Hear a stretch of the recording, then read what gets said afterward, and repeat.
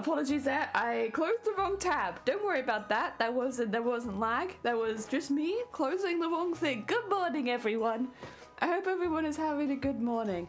Let me switch screen really quickly so we can be in face cam. Hello, welcome on in, and welcome to another Crafty Coffee morning.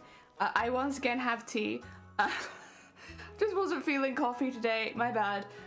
This is the day of the week where we invite either mods or VIPs. They can join the like a call. We'll be sitting in a call in a minute. They can join if they want, or they don't have to. And that way, sometimes we have people, sometimes we don't.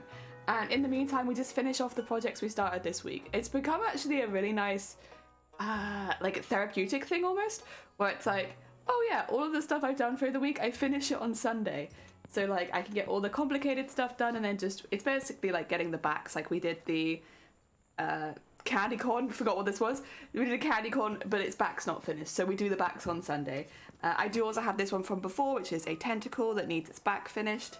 That's the plan today. Try and get those two finished. We'll see how far we get. It does take a while. Weirdly, it is just sewing black sequins on, but you'd be surprised. It takes a bit longer than you'd think. And then also just like getting some plans out for the next week. I actually have some ideas of some stuff I'd like to do. Originally, I was really hoping that we could make cosplay next week, or at least that I could be doing it in the background, but it looks like that might not be the case at the moment. I'm just going to be waiting a little bit longer to hear if Twitch says anything about Twitch cosplay, because if they do, I would like to hold out for that. If they don't, I've kind of decided that I will enter Crown Champs. I don't think I'll win anything, but it's a good learning experience, and I've always had good feedback as far as like from judges to improve. So yeah, we'll aim for that, but not for this year. It'd be for next year still, because I still would like over a year on this costume. And Anime, welcome on in. Hello, hi. I hope you've had a good weekend. Welcome on in. And Jason, welcome on in. I hope you both had good weekends. I feel like there was something I needed to do. I've forgotten what it was. You know, you're like, oh yeah, start screen, this. I feel like I'm missing something, but I think it's fine. I probably have some alert or something going from yesterday, and it's fine. I probably just haven't removed it. I'm sure it'll pop up eventually, and Nightbot will be like, oh yeah, welcome to Among Us. And I'll be like, ooh, not quite, but okay. I hope everybody enjoyed Among Us yesterday. I know you guys were in emote only for like most of the stream, just so that nobody came in posting spoilers, which in hindsight, I didn't need to do because I was the only person streaming it. But next time, we've been having a bit of a chat behind the scenes, and I think a few people want to stream it for next month, which is good. Next one will be on the 25th of March. It's just going to be the last Saturday of every month is the plan. I think it's nice and easy to keep that in my head and know where I'm trying to plan for. So yeah, it started with some bad news, but I'm doing better now, and I got a lot of rest, which is good. I'm glad you've managed to get some rest. I'm sorry that it started with bad news, though. Oh dear. Yeah, it's been I'm sure it's been a very up and down week, especially for people like yourself who I know who've been making for TwitchCon. They haven't announced it. It's like, and it's very frustrating because it's almost like they've left like a breadcrumb trail. Like I've I've been going over their website, and when you look at the GlitchCon stage, it's like, oh, come here to see amazing creations designed by streamers. And I'm like, well, that sounds like a cosplay contest, but you've not announced anything. So I don't know if that's what you mean.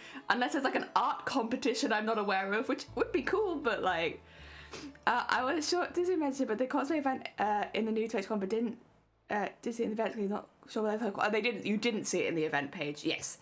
I'm not sure why it's so quiet on it. We don't know. I've tried bugging them on Twitter. I'm not very big, unfortunately. I'm just a small creator, especially on Twitter. Twitter is my smallest platform, I think.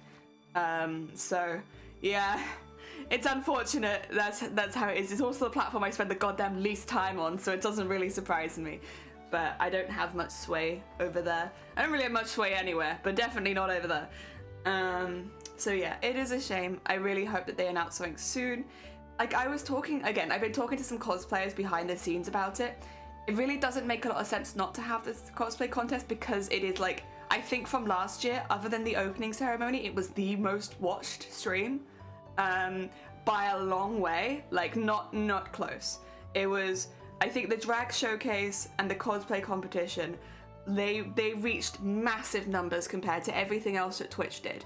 So it doesn't really make sense to cut those out and they haven't got the drag showcase. They're doing applications for that now, which is great.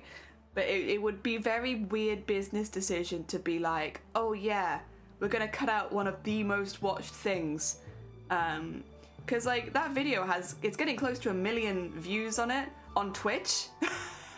On Twitch. Yeah, the Call of Content doesn't mention it, but it does show if it's just a streamer I watch. Oh wait, which one? I know Saoirse is on the banner, which Saoirse is such a sweet bean. Saoirse was someone we met last year, and yeah, they were really, really nice. Honestly, can't recommend enough. We're really lucky as well because they do still stream. I think they stream around the same time zone as me. I mean, obviously we're only 1 hour apart, so I think they stream maybe just a little bit later than me because I've been able to raid into them in the past. They are a French-speaking stream, but they do speak English. Like Saoirse speaks very good English. I know a couple of her mods also speak very good English. So if you did have a question about what they were doing, like you could, but you'll see predominantly the chat is in French.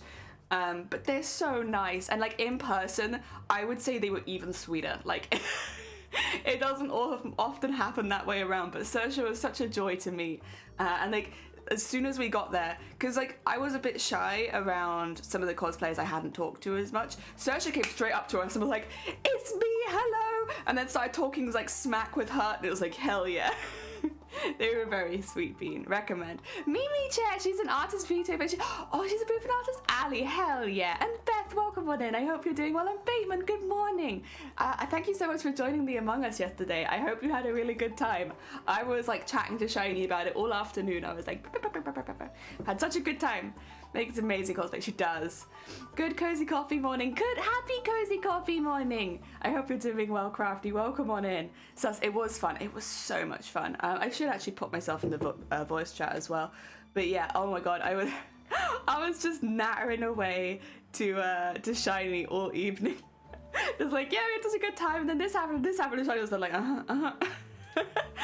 Good morning, Jenny. I hope you're having a nice weekend. I am. Thank you. Welcome on in for Sleeves and Blackjack. I hope you're both doing well. Is Shiny okay? I don't know if they barely survived. Between me constantly showing them Buddy and then also just nattering on and on about Among Us, they're barely alive at this point. Unreal, welcome on in. I hope you're doing well. I hope life has been treating you good. And Jason, being sus, but welcome on in. I hope you're doing well. She made me at one point because she's making a skull. I had one in the background. Hell yeah. Good time zone, Lee. Good time zone. I hope you're doing well. Welcome on in. Happy weekend. Oh dear. Yeah, we've just been talking about some of the creators on Twitch that we just like and we've seen pictures of recently, so we're just gushing a little bit. I gushed about Saoirse. You were gushing about Mimi Chair, who I don't think I know. I'll have to look them up after the stream then. I might, there's always a chance I might be following them because I do follow a hell of a lot of artists on Twitch, but it doesn't ring a bell, so I might have to go look. Nearing the end of play practicing. Ooh, hell yeah, good luck. I hope it's going well. I hope you got your lines. Ooh. Ah dear, my tea's still really hot. It's like I want to drink it because it tastes good, but it's also just a bit too hot right now. Oh. Ah dear. Did you get a chance to look at my episode 1 of Heart Gold? I'm not sure that I have, no. Apologies, Real. I'll be honest, I do normally only remember about the last 24 hours. I can say 100% no in the last 24 hours. Oh dear. Heck yeah, you got your cover? Oh dear. How... Actually, Raymond, you've been on voice call early in the morning before. You just don't normally stream so early. I can't remember. Were you thinking to stream it next time? I think it's self-promo. Oh, okay. If you have it, pop it in the self-promo in the Discord, I would normally say. Normally that's the best shout. Because, yeah, we do have to be a bit careful, otherwise people are like, I want you to... Like, I've had people come in. Do you guys remember this? This happened, and I ended up having to, like... cut contact with this particular chatter. They kept sending me books that they'd written to read, and I was like, first of all, I can't read very easily at all, so like if you're sending me reading material, I'm really sorry. I can do audiobooks and that's about it. I really struggle with reading unless I can blow it up to large things, and you can imagine that for books that's not very fun, so I don't read at all, really. I just can't. And they kept pushing it, and then like this was me streaming for like just a few months at this point. They kept pushing it, and I was like, I'm really pleased that you've managed to write these books and stuff, but like I can't read them. I'm not ever going to be able to read them. And then they got angry with me and started being rude and stuff, and I cut them off after that, obviously. Yeah, they... Honestly, being a Twitch streamer, weird. Really weird. I am here for sewing advice, and even half the time I'm not here for sewing advice. I don't know why you'd want me to read an entire novel when I literally can't read. Oh my god, weird people. Oh dear. Yeah, that was something that happened very early into me streaming, and they are banned and blocked in this channel because I'm not having any more of that. They really... What was it? It's not so complicated that someone of your intelligence can't understand it, kind of thing. And I'm like, that's not why I can't read. I can't read because of my eyesight. But also judgmental much. Jesus Christ, yeah. I think it could be my earliest time. Yeah. It would be very early for you, but I'll be honest. Listen, I am very biased. I am big into the morning streams. They're smart one. Put it in the right channel. Yeah. Next Among Us stream, I'm having every stream open for peak chaos enjoyment. Yeah, well, yesterday I was the only one streaming it, but then it was also the first time, so I think it makes a lot of sense that people would want to see how it goes. I was, how to put it? I hosted the stream. I was quite careful with who I invited, because I was like, I want there to be a good dynamic, and I want it to be people that can shit talk each other just a little bit, you know? I have a lot of really good friends on Twitch, and they're the sweetest being in the world, and I'm like, oh no. I don't know if I could swear at you wholeheartedly if I think that you're the imposter. And so there are some people that I am very close to on Twitch that you might notice weren't there. There are also people that I've invited that couldn't do the first round but will be doing the second and stuff like that. But there were, yeah, I had to be quite careful because I'm in the makers and crafting community, and like I'm in a lot of artist communities, so many people are so chill and like relaxed and quiet, kind of like chill streams, and I was like, I love that and I like hanging out in that, but I don't know if I want to put those streamers in a position where like 8 people are yelling at them.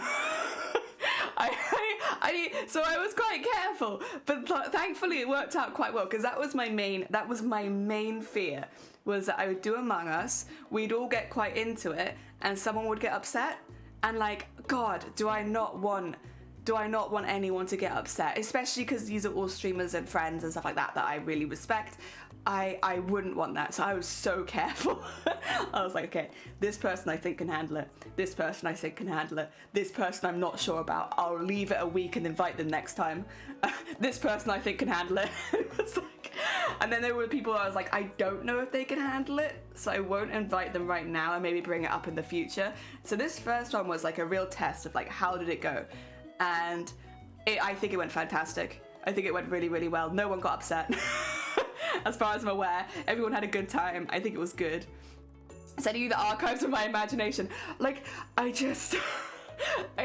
you guys have seen what I do on, like, for streaming. You guys have seen how big chat is for me, just so that I can read it. I wouldn't do that to an entire book, personally. Maybe on a tablet where I have time, but when it's someone breathing down your neck being like, read my book, it's like, no, I'm not gonna give you that time of day, sorry. Oh dear, rude of them. Yeah, you get some weird, rude people. Or there's also get people who only come into your stream to try and get you to do stuff for them, and like that's really common. And like there are times where it's like very wholesome and it ends up being fine, and a lot of the time I will see what people want, right? But then there are times like that where they just end up swearing if you don't get what they want. Oh, then Colt, welcome on in, and Ed, welcome on in. I played Among Us less than 10 times. Every time I was possible, I'd hyperventilate. See, that's exactly the situation that I wouldn't want my friends to be in. Like, I want everyone to have a good time. I want everyone to leave smiling, you know? And I think we did that. I think everyone was really fun to play with yesterday. At least Sus. Sus. Oh my god, is that a bait? Wait. I came in through the vent. You know what I can do, bait? Oh, no! No! Oh, you know, okay. Sounds like you can't do it. I can't do it. I can't. I screwed it up. I was like, I had such a good idea. And then no. Look at that. Look at that. There you go. I did it. What have you done? I did it. Okay. So I screwed up my chat because it's not attached to anything. So if I click it, it pings away, and I'm like, oh no, there it goes. Got to find streamers that can handle the Venga horns. Exactly. Also, Michael Jackson, thank you for the follow. My God. Welcome on in. Oh dear. I totally lead into the ultimate chaos when I'm imposter, yeah. Good morning! I'm up early enough to catch a coffee. Oh, bless you, Feathered. Welcome on in. How are you doing? How are the streams going? How are the crafts? Played amongst my phone a year ago. I don't know if I was good at it or not. How easy is it to do on your phone? And Cthulhu, welcome on in. Ah, dear.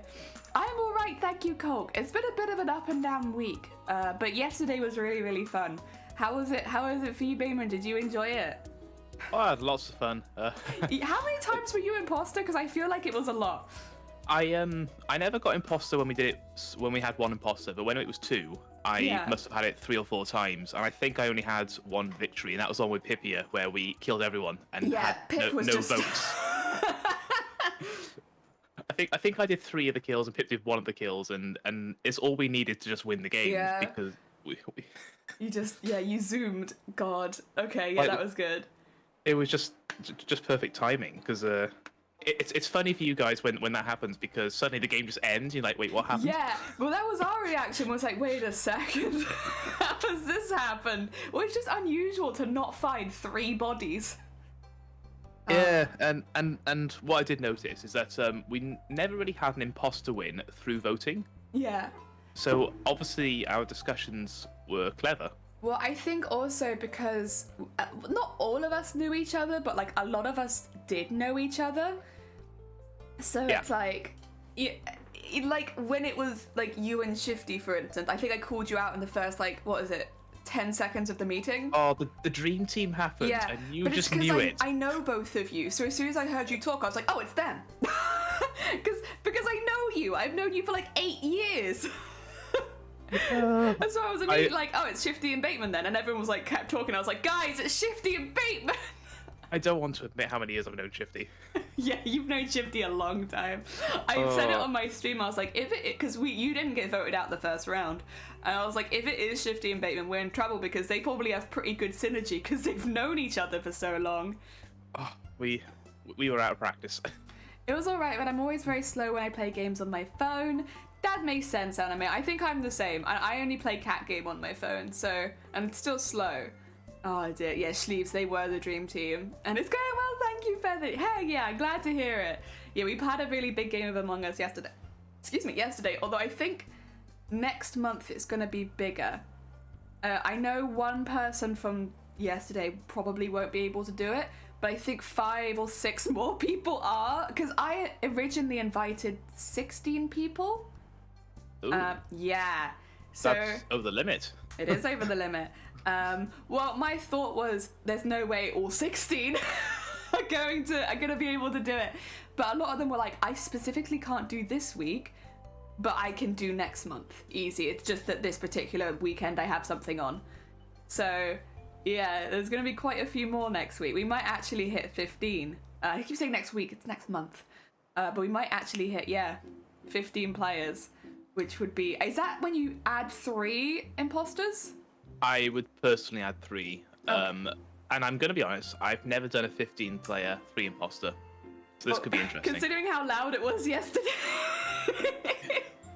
My only suggestion would be to obviously extend the discussion time, the voting time, and...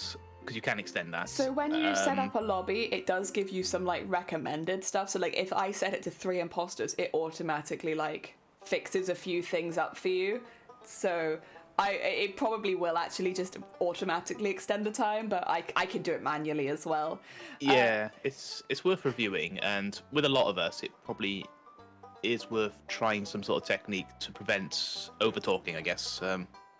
Yeah, I mean, probably just be a bit hard with voice call, but yeah, it's like you can hold a cup or something and to be the one to talk. Oh, also Lee, what is Cat Game? Cat Game is a game where you collect cats on your phone. It's just really simple, but I love it. Anime, I'm amazed that I can play against it on my phone and not die. Honestly, Genshin is a huge game for phones, and I do not understand how that works, but obviously it does. Sleaze, the base map will be fun for a full roster. Well, there's a couple of larger maps, right, Bateman? There's 4 maps now? 4 Among Us maps. One of them I've never played because it was a new one. Yeah, and I think the new one is really for full lobbies because it's got like 2 halves to it, and there's 3 places you can spawn or something. It does sound crazy. I remember hearing about the release of it, but that was kind of when I stopped playing the game because I never liked doing it public. I did it a couple of times. Did you do it on stream a couple times?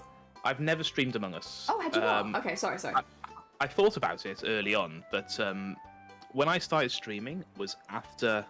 So I started in 2021. Yeah. And it was 2020. I was playing it heavily with friends. Yeah. And it was just a simple indie game. But after I started streaming, they updated it. They added a new map. They added a leveling system. They added achievements. I'm thinking, I've got all this experience and nothing to show for it now.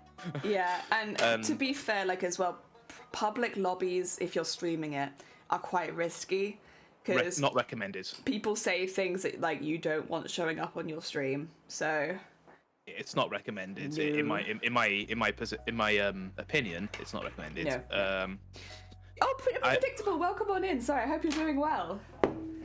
I think I noticed that compared to most of us yesterday, I did have a higher level, but that was only because I tried out the game after the update in public lobbies for like 3 or 4 games, and was like, okay, they have levels now. I've made it to level 15. Fair enough. And then I just I can't do public anymore. Yeah.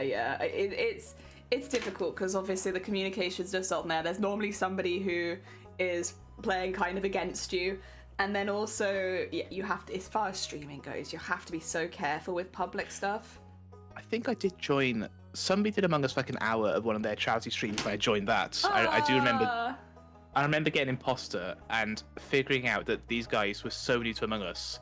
I literally won the game by sabotaging. Oh no! I felt awful. I am actually kind of surprised though that we didn't have that yesterday, because like the amount of times I heard the sabotage thing go off, because I was, except for like the last couple rounds, I was crewmate basically every single time, and like I'd see the alarms go off and no one would go, and you'd be like, where is everyone? I'd watch people literally running in the opposite direction. It's like, guys. Yeah, sabotaging is great because obviously it can prevent emergency meetings, and it could actually win you the game if nobody does anything. Yeah. There are some tactics to using it, and I think they were kind of used yesterday, but not maybe as much. But then we did have a lot of new beans. And Sal, welcome on in. I hope you're doing well. I haven't played before yesterday since levels were introduced. Now, you were another person who kind of knew the rules of the road, right? And welcome on in. Ver's the person we raided into yesterday, Bait. And welcome on in. I hope everything went well. I'm sorry, I had to quickly grab a snack and rest my voice a little bit because we were playing Among Us, and I think maybe, would you say me and Pip were the loudest? I think I would agree, actually. I was playing around my Discord levels, but yeah, I would probably agree there. Just generally like shouting the most. Yeah, well, I mean, you know, you were the host, and you were very passionate and having fun, and it was having fun. Pip also having fun, and in my experience is louder anyway. And also Pip was was accused of being imposter so many times. They just became so sus, and it was like they were so suspicious. So sometimes just to try and be a detective and be a Sherlock, you'll end up looking sus. Yeah, like when I was dead listening to Pip, I was like, I know it's not Pip, but God, do they sound suspicious? Oh dear, I'm seriously. Thank you for the horn sleeves. I am the person who fixes the sabotage, and I was imposter fart. You were actually, yeah, because you were imposter unpredictable the first 3 rounds in a row, right? Oh, is my craft camera off? Oh, I can't. Yeah. Yes. You are right that it is off, but I also can't move it, and I'm sorry. It's like, because if I move it, you can see my keyboard, see? And it's like, I don't want to see my keyboard. My keyboard is TOS. How's that? Is that better? Are we happy now? I'm pretty sure Unpredictable was 3 in a row. And I think it was two of 3 them, in a row. 2 of them were with Amazonia, 1 was with me. Yeah. Oh my god, Amazonia was terrifying. Jesus Christ. They were so good though. Perfect company for Crochet Kath. Welcome on in. And Sal, we talk about Among Us. I love playing Among Us, but I only play hide and seek with randoms. I think that's a very fair, very, very fair. We had a big collab yesterday with lots of other streamer friends, including Unpredictable, including Bateman, who's in chat with me. And it was so much fun. It was my first ever time playing Among Us, and I had such a good time. Hell yeah. And Brain, welcome on in. You got snow? Hell yeah. Oh, and Unpredictable, if you want to join, you're welcome to. It's open to VIPs and mods. So as long as you're a VIP or a mod, you can join the voice chat. Oh, no, you're fine. Thank you for letting me know anime. That way you can actually see what I'm doing, even if it's just background work. I'm so unobservant. I only just noticed your title. What is my title? Oh, yeah, it's That's what I was doing. When I said I'm doing something, look at what I'm doing. That's what I was doing. Oh, I was looking at your screen, not your title. Oh dear. I finally watched a movie I wanted to last year. Glad I watched it. Hell yeah. Oh, bless you, Ramen. Welcome on in. I hope you're doing well. And did I hear an extra giggle there? Oh. Yes. Yes. Welcome on in. How are you doing after the Unpredictable? Did you get some good rest? Yes, eventually. Man, it took me a while to wind down from all that adrenaline of being an imposter 3 times in a row. Yeah, like there just came a point where it's like, oh, we don't know who it is. It's probably Unpredictable. They've been enough times. It's probably them. The odds were not in my favor. They were not. You were like, I like it when I'm not imposter, and the game heard that, and they were like, perfect. We'll make you imposter every single time. See, and I would like to say that I used my interrogation method to nearly perfect effect yesterday too. You know, whenever I asked somebody, did you kill somebody, and then voted accordingly, they were always the imposter. I remember me saying like, oh, I think it's this and this, and then you being like, it's you, Jelly, and I'm like, what the? It's not me! You were the only other person in the corridor! No, the other one was a dead body! I swear to God, I swear to God. Shape-shifting threw us all off, though. Oh, I had such a fun shapeshifter round. Like, I had one round... Actually, I think every time I was... Round. No, I had an imposter round where I was shapeshifted with Zero. And, yeah, that was, like, the only round where I was imposter where it wasn't, like, just one person on their own. And... I shapeshifted 4 times in one round. And I loved hearing all of the ghosts afterward be like, wait a second. Because they all got killed by different people and none of them were me or Zero. Oh, so Scream, welcome on in. Thank you for the follow. I hope you're doing well. Oh dear. And Kit, welcome on in. How goes the craft? I hope you're doing well. Welcome, welcome. The movie was called Whale. Such an amazing movie. Aww. Hell yeah. Oh, I'm glad you enjoyed it. Oh dear. Yeah, I think my best skill is being second imposter who doesn't actually kill anyone, but does a really good job of sabotaging and then vocally sabotaging the meetings to direct incrimination away from the person actually killing. Me and Shifty were just at each other's throats the entire game, which Yep. which I think kind of sabotaged me. Oh dear, because then when I legitimately was trying to throw Shifty under the bus, everyone was like, it's just Jelly saying it's Shifty. Well, you know, I will say it gets harder the longer you play. Yeah? Especially with the same group of people, because, like, for one, you start to, like, recognize their patterns. Like, you can eventually, like, recognize the patterns of how they like to do strategy. Yeah. But also, at the same time, you can start to use those patterns against them. But this is the thing, like, we were mentioning this earlier, it's like, when it was Bateman Shifty round, when it was, like, they were together, I called them out the first 10 seconds of the meeting with no evidence. As soon as they spoke, I knew it was both of them. And everyone was like, whatever, and I was like, guys, it's definitely them, but it's because I've known them both for 8 years. Like, I guess it is kind of like meta playing, being like, oh yeah, you know, I know it's them because I've known them for 8 years, so you can just kind of tell. And that way, kids, is why you don't go outside. Yeah, damn it, yeah, they'll know when you're the imposter if you go outside. Kit, I made this early in the week. On Sundays, we just kind of finish off all the projects we worked on the week.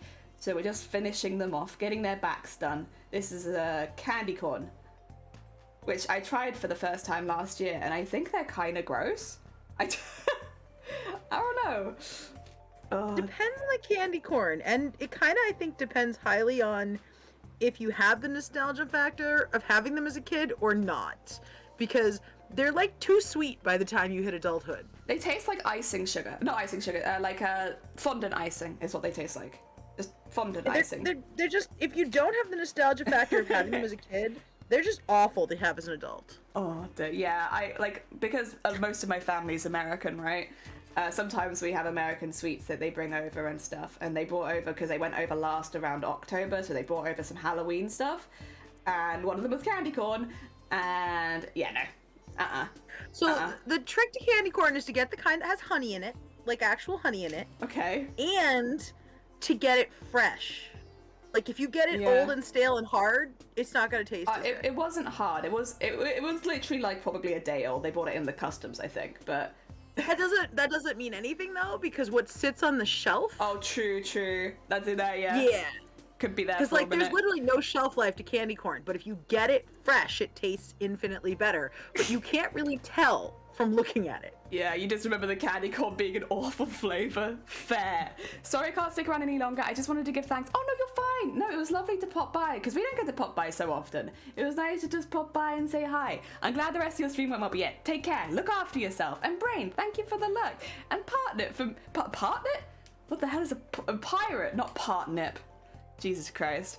For me, candy corn pumpkins are more sweet than candy corn for some reason. What is a candy corn pumpkin? It's made of the same stuff as candy corn, but it's pumpkin shaped. Oh, so just okay. It's literally like the same stuff, but they make it orange with a little green stem. Oh.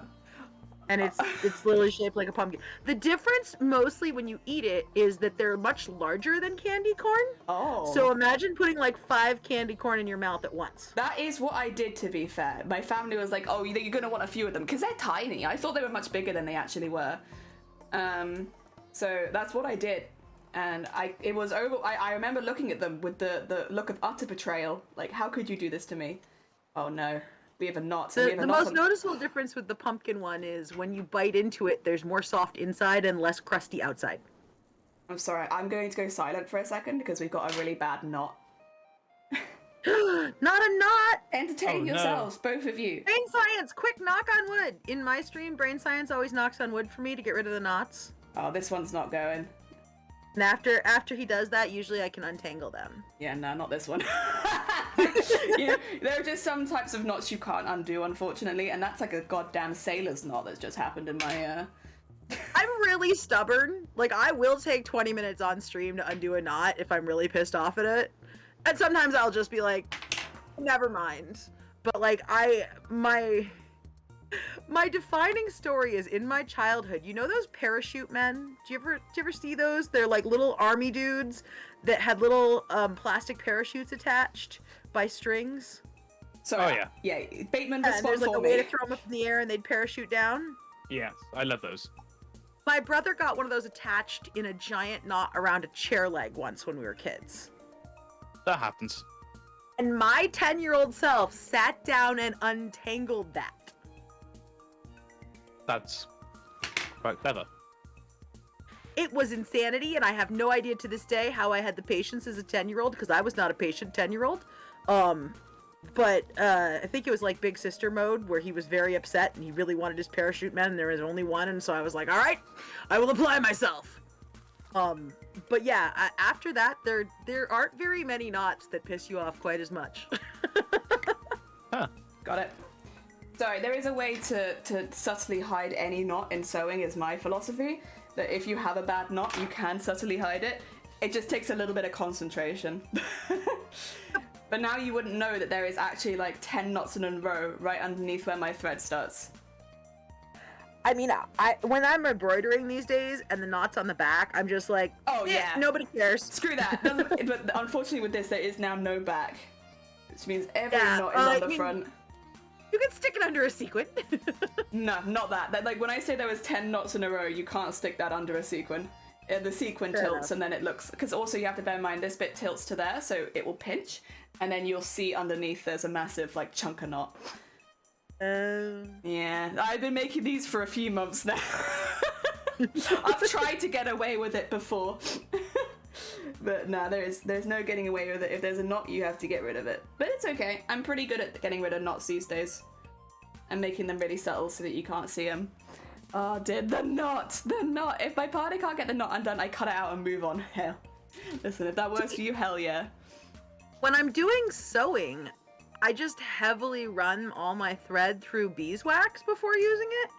And you get far fewer knots when you do that. That is true. But if you do that with embroidery, it changes the visible shine of the thread, and so you can't do that. I've actually been meaning to talk to Sunkoi about that because I remember them getting some knots when they were doing gold work. If you're doing gold work, it's really highly recommended to have beeswax for that exact reason, because you're using a pretty thin thread, but then you're attaching bead sequins, stuff that, like, you know, does not, you can knot around a bead much easier than you think because of the weight that it puts on the thread.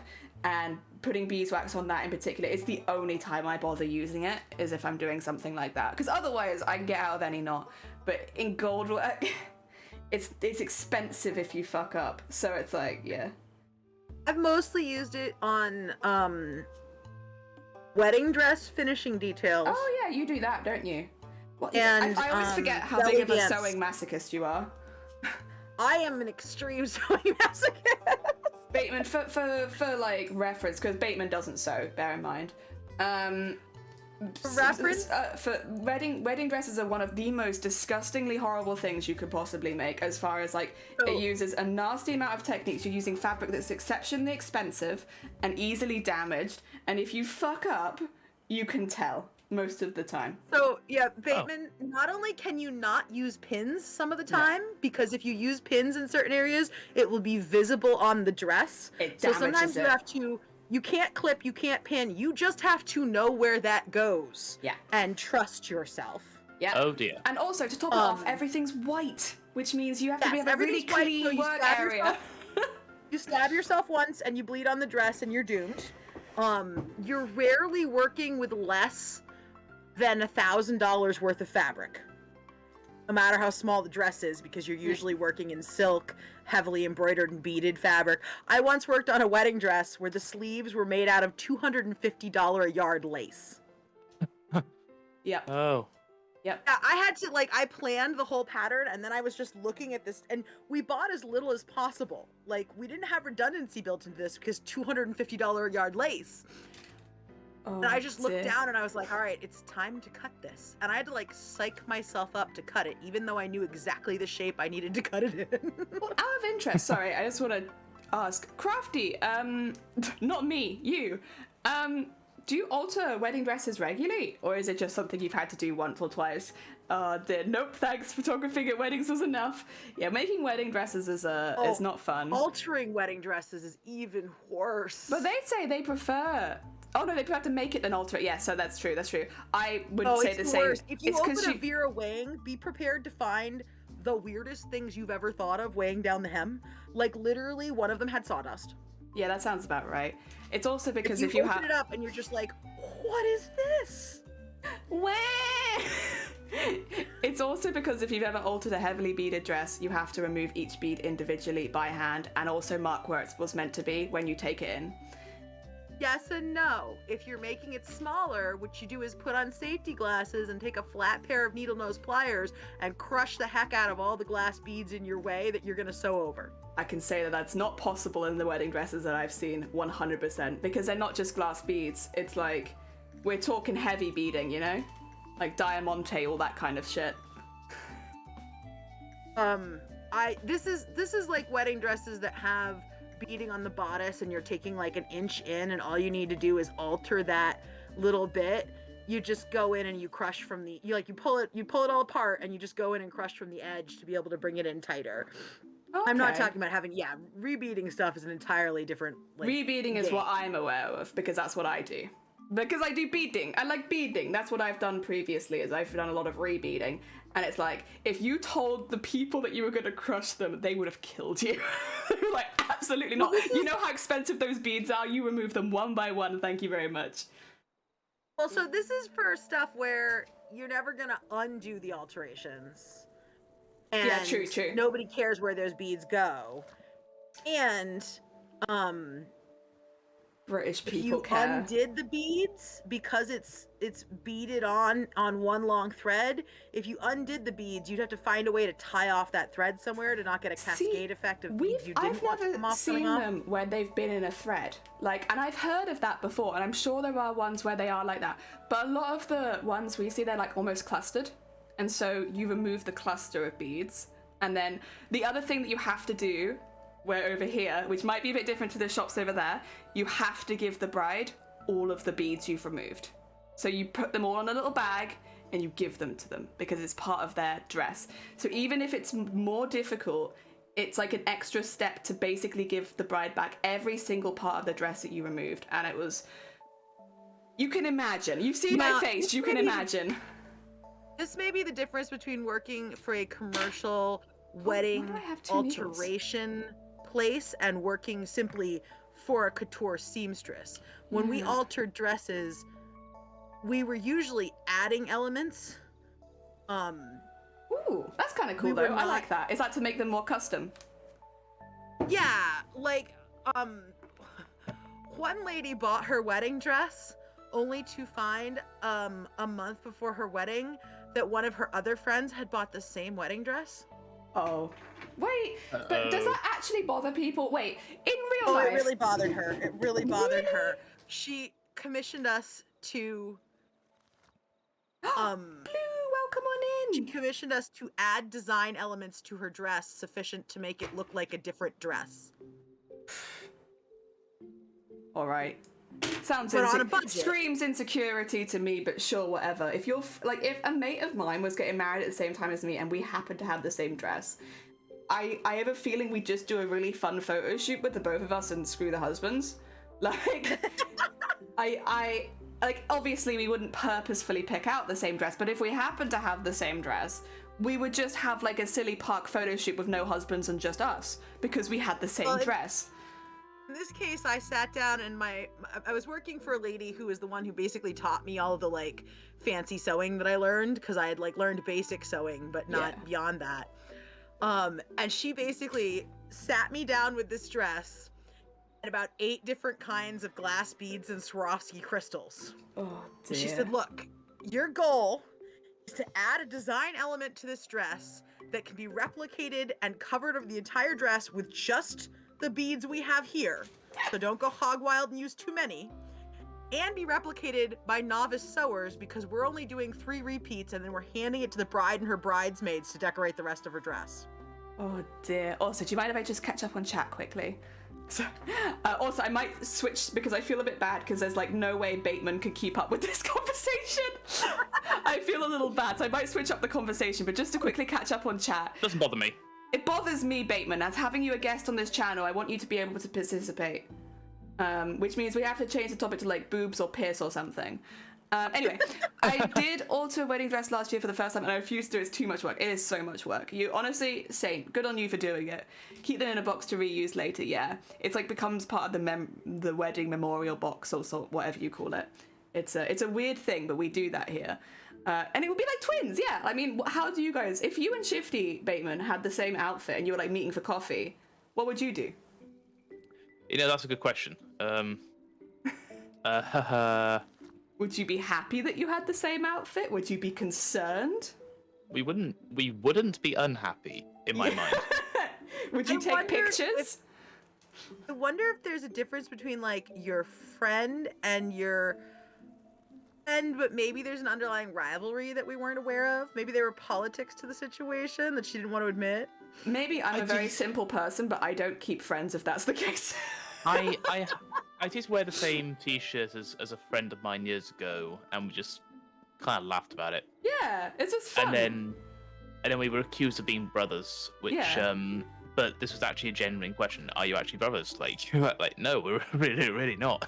We don't even look alike. Oh dear. This was not. I imagine with Shifty might be a similar situation. If I was wearing the same outfit as Unpredictable, we'd take selfies, right? Oh, absolutely. Yeah. Are you kidding?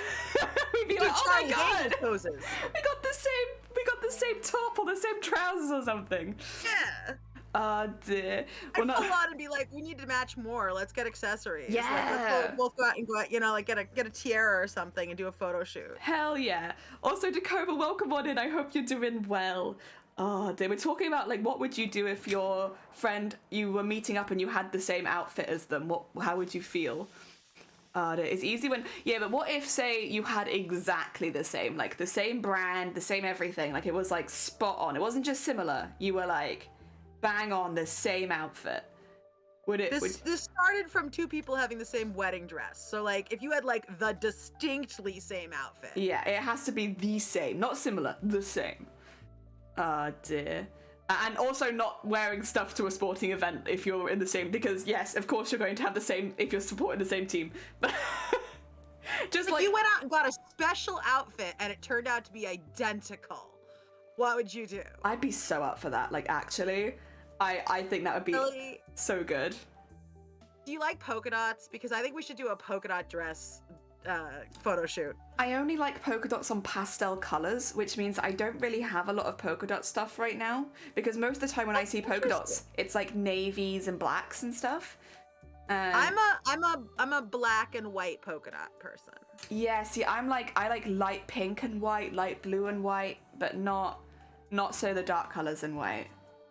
See, now that's another interesting photo shoot to do with a friend, where your outfits are like similar but not the same. True. Like if you're all wearing a variant of polka dot. I've had it because where I worked, we did have like a uniform that we were meant to stick to, but it was basically like black formal. And there were many times where the girls would have the same shirt suddenly because, you know, there weren't so many shops in the area, and that, you know, of course we have the same shirts. And whenever it happened, I don't think I ever saw anyone be upset about it. It would just be like, whoa, every single time. I think if you're like, again, maybe I'm oversimplifying it, but if you get really upset about your friend wearing the same outfit as you, it just feels a bit insecure, to be honest. Just a little bit. Well, okay, so like to backtrack a little to the original conversation, how many brides truly feel secure? It's an unfortunate thing, that is but true. The wedding industry does tend to make them feel insecure about it and feel like everything has to be exactly, specially, independently so. Even if you're not normally that person, like that whole gauntlet. I guess I've been very fortunate with the friends that I have who have gotten married, where I've been at their weddings, and I think I've only been to one or two where the bride is a little bit more stressed. I've been to a lot of like more casual weddings or like themed weddings where the bride's not even wearing white kind of thing. And I guess because it's not traditional, not the standards are less, because obviously they were still beautiful, but like the pressure is less. Is the Bridezilla like a uniquely American concept? No, absolutely not. No, Bridezilla's a universal, but like, I think if you're having a less traditional wedding, it tends to be a lot less pressure on you. Because like my best friend, who's one of the nicest human beings on the planet, like very sweet person. Aww. Even she, when we got to like a month before her wedding, was like ready to have a full breakdown from the amount of pressure of her wedding. I mean, I think like, there's a difference between having like a breakdown and being angry at everyone around you, right? My thoughts of a Bridezilla as someone who has let the pressure get to them in the point where they're taking it out on their friends. Well, that was the thing, is she was getting very irritated at me, and I was like, I'm pretty sure that this is not me you're irritated about. Let's just take a step back and examine this. Yeah, I'll be honest, none of my friends have been Bridezillas, not a single one of them. But also most of my friends, I think I've only ever been to one traditional wedding. Like, none of my other friends who've got married have had traditional weddings. A lot of them have been a lot of kids at them as well, which I do think changes the dynamic when you have multiple babies, toddlers, and small children around. Like, and you know, when it's nice. A lot of my friends had kids younger, which meant that when they got married, their kids were at their own wedding. And the difference that I've noticed in that is like, they're pretty chill. They're just happy to get married. They honestly are more entranced by their kids in their cute bridesmaid outfits or, you know, ring bearer outfits than they are like their own wedding. Just to be more chill if you're gonna have kids at a wedding. Bateman, what's your wedding attending experience? Ooh. Well, I have been to weddings and I've had a wedding. Yeah. I'm not with the wife anymore. That's because you didn't invite me to the wedding.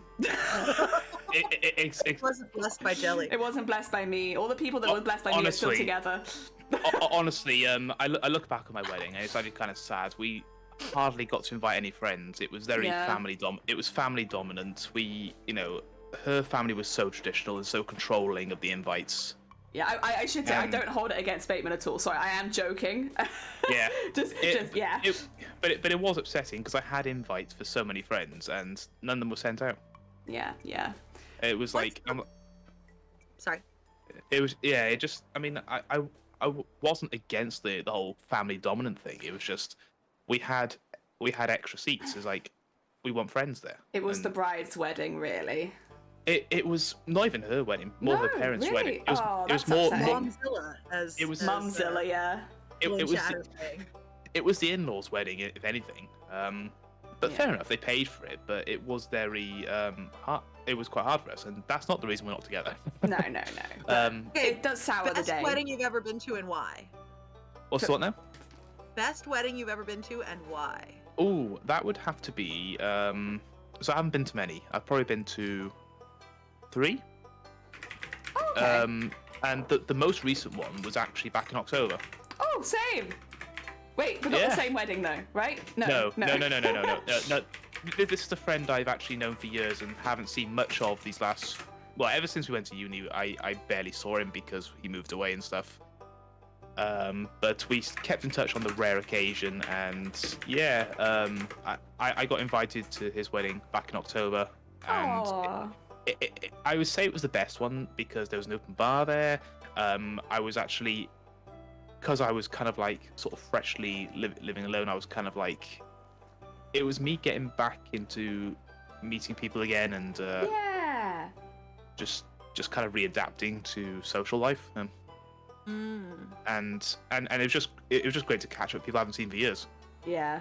I would also say that the one I went to in October was the best wedding I've been to. Yeah. They had also axe the food. throwing. Oh, the food, yeah. Oh. At 2 different weddings, but the food was also good. Oh. Yeah. So like, I have a hard time. I have 2 best weddings. Ooh. Like for different reasons. One was they took over like an entire bed and breakfast. Oh. And like nice. So like they booked the whole thing and everybody got to stay there and there was like pre-wedding hangouts playing pool and chilling the night before and like post-wedding s'mores around a campfire. And so it was kind of like a really chill, fun weekend. And the staff were really great at like they brought the bridal party hors d'oeuvres while they were doing pictures so they weren't starving while everybody else was waiting for them to show up and stuff. That's really nice. So like that was just a well orchestrated wedding. That was really cool.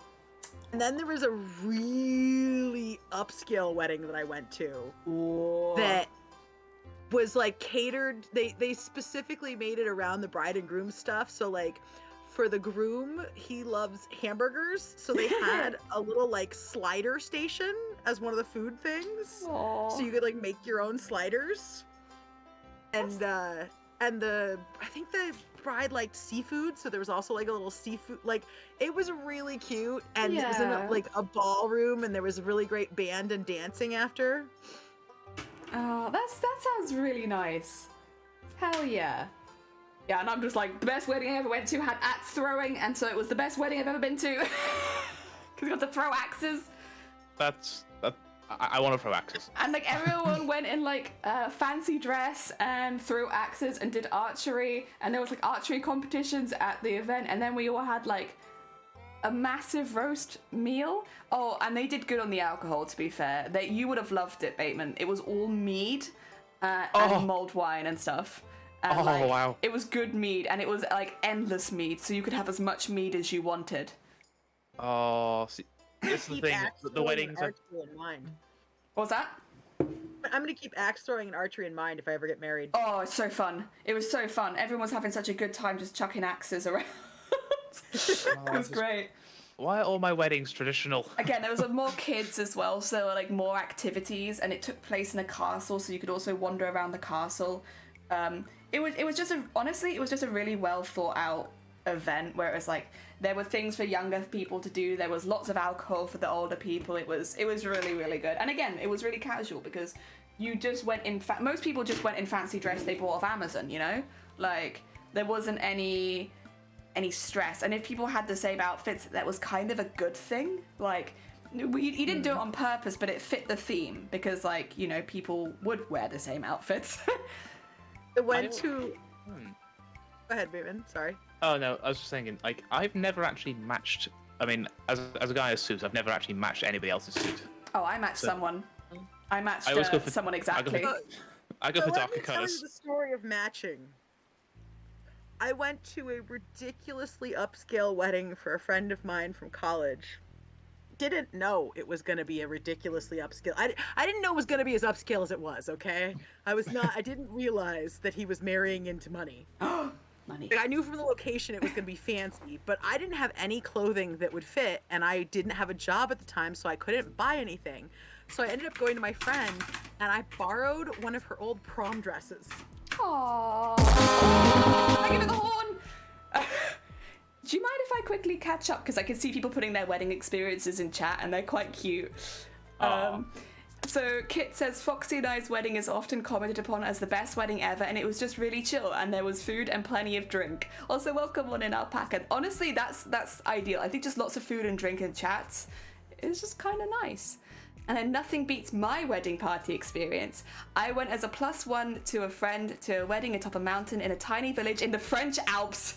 The entire village was deserted because the bride's parents were huge benefactors for the community there, so everyone had gone on vacation that weekend, and we lived in the community centre for 3 days. They basically bought out an entire French Alps village, had a huge view of the lake. It was very beautiful. Jesus Christ, Sonne. Now that sounds upscale. Like, Jesus, they bought a whole village. And welcome on in, Zay. We're talking about best experiences at someone else's wedding or your own wedding, if your own wedding was really, really good. So to finish my story real quick, you know, I ended up borrowing my friend's prom dress, unbeknownst to me, and completely in no way could I have known, because there are usually, you know, 2 colors in a wedding color set, and they put one of the colors on the invitation but not the other one. Yeah. But completely unbeknownst and accidentally, I matched the fabric perfectly to all of the bridesmaids' dresses. Oh no. So it wasn't the same kind of dress, but I literally matched, and it was a distinct iridescent taffeta in a teal black. Like, it was not an easy one to get by accident. Oh dear. Oh dear.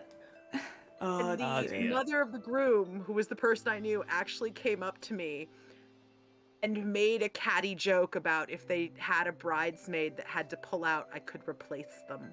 Oh dear. Yeah, it probably upset them then. Not I was necessarily. high on the accidental matching, but how would I have known? Yeah, it happens. Like, literally it happens. And in the grand scheme of things after the wedding, it's not something people are going to think about. Best weddings are those with lots of food. I fully agree that I love good wedding food. I think that's going to be the most important thing when I do eventually get married. Will be having nice food and ideally quite casual. I recommend a hog roast. We want to get a hog roast, but okay, so I should context. I am engaged. I am to be wed, and we have been planning our wedding. The problem is that we've also just bought a house, and so, like, the most of the spare money we have is not going to a wedding. It's going to the house. But we know where we're going to get married. And I'm not obviously gonna say, but I know where we're going. And I know the theme of where we're going. The problem is, where we're going, there is like a limit, so you have to have more than 50 guests to get the hog roast. And I'm like, I don't know if I want to invite more than 50 guests. That's like, you know, I know it's not a crazy amount of people, but like, I just kind of want it to be like a casual, small thing. And so Write your guest list and see, though. You might end up with more of that before realizing it. we have written. So what we've written is the guests that we actually 100% want to invite, right? And then we've like any extras that we could also invite. But to get the hog roast, like, that we wouldn't be upset about them going. You know, we'd still like to see them. But there are people who it's like, you know, my parents, for instance, 100% have to be there. But we would have originally kept it to just people that, like, you know, some really good friends, close family, done. But there's a hog roast if we get to 50. And so that's a unique wedding goal right there. Yeah, it's because it comes included as part of the package if you have 50 people as well, so it's not like you're even paying extra for it. Can't you just pay for 50 people and take the rest of the hogs home? I mean... Do a whole hog, as it were? I think even just 20 of us would get through a hog roast, to be honest. We're big eaters in my family. Also, Studio, welcome on in. Oh, wait, I need to catch up on chat. Jesus Christ, guys. Lee, I wore the same dress in a different colour to prom on accident with one of my friends, and we laughed and took pictures. Hell yeah, that's what I would have done. I went to a wedding once, but I can only remember the bride and the groom arrived in the limo, so probably a bit more standard then. That's fair. You could still have a good standard wedding. It had a 3-course meal as well. Jesus Christ, Sonny, that sounds like the best wedding. We had a whole roast pig at ours, hell yeah, and we had 270 guests. Jesus, how do you even handle 270 guests, Kit? How did you do that? There's one restaurant in Wales where I could, shh, don't tell anyone, Jason, don't tell anyone. 51 guests, yeah, that's our goal, 51 guests. You should have a lamb roast instead, it's much smaller. We had a reception at parents' house, we had a lamb roast on the barbecue and an open bar, and it was an absolute ball. I think it's just because hog roast is like part of my childhood, and that's why I'd want it. Because we had a very, very traditional village where like, we would have our village fete every year where we'd have maypole dancing, where we would have a hog roast, where we'd do all that kind of stuff. And so it's like part of my childhood I'd like to bring into the wedding. It's Jelly. Once they offer food, she's sold. Shh, Zay. I am a complicated woman. Also, May, thank you so much for the sub for 7 months. That's very hecking kind of you. Jesus Christ. Welcome on in. We're talking about the best wedding you've ever been to. Or wedding planning in general. Invite me, I'm vegan, so you... True. Like, that is actually a very fair point, Sleeves. So, half of... We have a lot of eating restrictions. So there's a few people coming who are... Is it halal? They have to have halal. There's a few people who have, like, allergies, but obviously that's always going to be a thing. Hell of a lot of vegans. I'm friends with a lot of vegans. And none of them will be bothered by the fact if there is a hog roast. I've already chatted with them about it. But, like... There's a lot of vegans who will not be eating the hog roast. It was such a cool week. Leftovers for your first week. You don't have to cook. True. Stayed in Nice 2 days before and hung out for 24 hours. Then Marseille's 24 hours. And then after that, driving up to 2 hours to the Alps. And there's a watchtower atop the peak. Oh my god.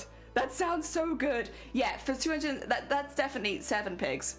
Mine was literally just a high tea in a botanical garden. We invited 20... See, May, that's actually kind of more like what I would have originally wanted if a hog roast wasn't on the table. Yeah, it's just like simple and easy, and it's just like a nice get-together, really. I don't know. That sounds nice. Out of interest, if you don't mind me asking, Bateman, how many people were at your wedding? That's a good question. I think... I want to say anywhere between 30 and 50. We have big families. We have very big families. Yeah. It was very much very family. Put it this way, I only got to invite probably maybe like 3 friends in the end. Yeah. Only out of like 20. Okay. And obviously, you know, up to 20 friends I wanted to invite. Some of them just my friends, some of them both of our friends, that sort of thing. Knowing that not everyone will be able to come, not every invite will be sent out, whatever. But literally, like we probably had maybe like 10 to 15 unfilled seats, and it's like I literally had friends I could have invited, and the in-laws held back invitations because we don't know these people. Well, of course you don't know them; they're my friends. Like, there was a lot of arguing and drama leading up to my wedding. I guess it was just signs of what was to come, but yeah. So although it was a great day and it was nice, but also at the same time very traditional. And was like maybe not what you would have done. No, I mean, it's like, you know, I mean, like I know me and Shifty joked about it afterwards, but bloody hell, you should have been there. Aww. It was actually quite hard, but it nearly got worse than it actually was. Oh God, I will put say. It this way, oh, sorry. My mother-in-law tried to control who the best man was. What? Yeah. Yeah, that's a bit out of line. It was very. That was the only battle I could win. Yeah, Sonny put a picture in live stream chat, and you both might want to go have a look at it, of where they rented out, by the way, because I saw halfway through that conversation there, and I was like, Jesus Christ, if you want to see the town that was rented out for the wedding. That's beautiful. Isn't it? Isn't it beautiful? Also, Kit's on your side, wow. Bateman. I mean, it's just crazy, but yeah. I mean, like I said, like the wedding I had was good, but you know, there's so many faces just missing from it. And, yeah, but you can always get married again one day. Well, I'm not against marrying again. Yeah. I'm not. I have been asked that before. I'm not against it. Pretty but, sure Shifty is close by, right? You know. Like, well, if neither of us are married by the time we're 50, One of those. Also, I collected all 4 bags of yarn in one place. Hell yeah, studio. Very nice. And Sonny, I saw it and it's beautiful. Kit says, we got married in the Hermitage of Braid in Edinburgh. Our doors under a willow arch I built with my best man and friend. The wife and I were both barefoot walking through the grass. The ceremony was in a natural amphitheatre with an old mill house where an old mill house had been. We wandered into the near stream for our photos and climbed the trees. That's so romantic. What a lovely romantic wedding. And Smitty, do you want to get married to someone one day? I'm engaged. So yeah. I guess it's a yes then. So yeah, I will one day, hopefully. Sounds like an amazing wedding. It really does. Most of my weddings have been to potlucks, and I actually really like the idea of that. Unfortunately, because a lot of the places we're looking at, like, you kind of buy the package, so it's like you can't really bring your own food. And also for allergy control, because we do have a few people with very bad allergies, it's like a little bit risky. But I love the idea of a potluck wedding. Like, I really do. My brother pushed... You could always have a potluck anniversary party in like 5 years. Yeah, exactly. Yeah, you could have like a redoing your vows thing. My brother pushed me and the wife back on my wheelchair, and we both got on a bus for the guests to go to the second venue. So there are hilarious pictures of the wife sat on my knees. We're pushed through the park. Oh dear. In Discord, Jelly? Yeah, exclamation mark Discord. We have a Discord. Jelly, you're cute. I'll be even cuter when I'm married. That's what I've heard. I've heard on Twitch, once you get married, people really like you. Especially if you're a woman. What I'm doing wrong? Yeah. If you're a woman on Twitch, you should get married, because your viewers will really like that. Sorry, I'm being a bit facetious. If I had a hot wife. Yeah, true. Yeah, if you have a hot wife, they probably actually would really like it, but maybe not for the best reasons. You know what? As long as they don't tell me those reasons, I'm okay with it. I'd very quickly be like, oh yeah, it's a hard situation, I think, when you I'm very lucky that the people that will eventually be my in-laws are very, very chill, and my family's very, very chill. So it's just 2 very chill families come together that are just happy that we're happy. But obviously there are some people who are very controlling when weddings, and it's difficult. It's a big possibility that Jelly might get married. True. If you dislike any of those with bad allergies as a girl, no, I'm not. Oh yeah, let me do like a potluck with lots of nuts and seafood in it, and then invite all of my enemies to see if any of them, die. The ceremony was also beautiful. The groom is classically trained in choir singing, and all of his friends are too. So instead of having some music, the bride at the other, the groom literally sung a 3-harmony choir arrangement with 2 of his friends as the bride walked up the aisle. The ceremony was on a little grass patch plateau overlooking the valley below. I'll post a pic where you can see the view and the weather we had. Sonny, can you stop making me jealous of your friend's goddamn wedding? It's too nice. It does. You just trying to make it so everybody wants to have gone to that wedding? I have to go to France now to get married. Jesus. It was a fairy tale. I want a well, actually, I don't. I just want my hog roast, and I'll be happy. If I lived in your town, like I said before, I'm inviting like a handful of people. It's gonna be enough to have a hog roast and not one more. I think I have too much family to have a small wedding if I ever get married. Like, yeah. I'm literally just thinking about the amount of family, and I'm fairly certain that I can't get away with it. Assuming that the person I marry has any family at all, I think that my lowest amount of people starts at like 75. Just for family? Oh, okay. I have like 6 people in my family. That's like family and key friends. Okay. Like, there's so much family that like would get offended if I didn't invite them. See, sorry. Yeah. I'm a big believer in found family. I love my family, but we are a very small family, very small.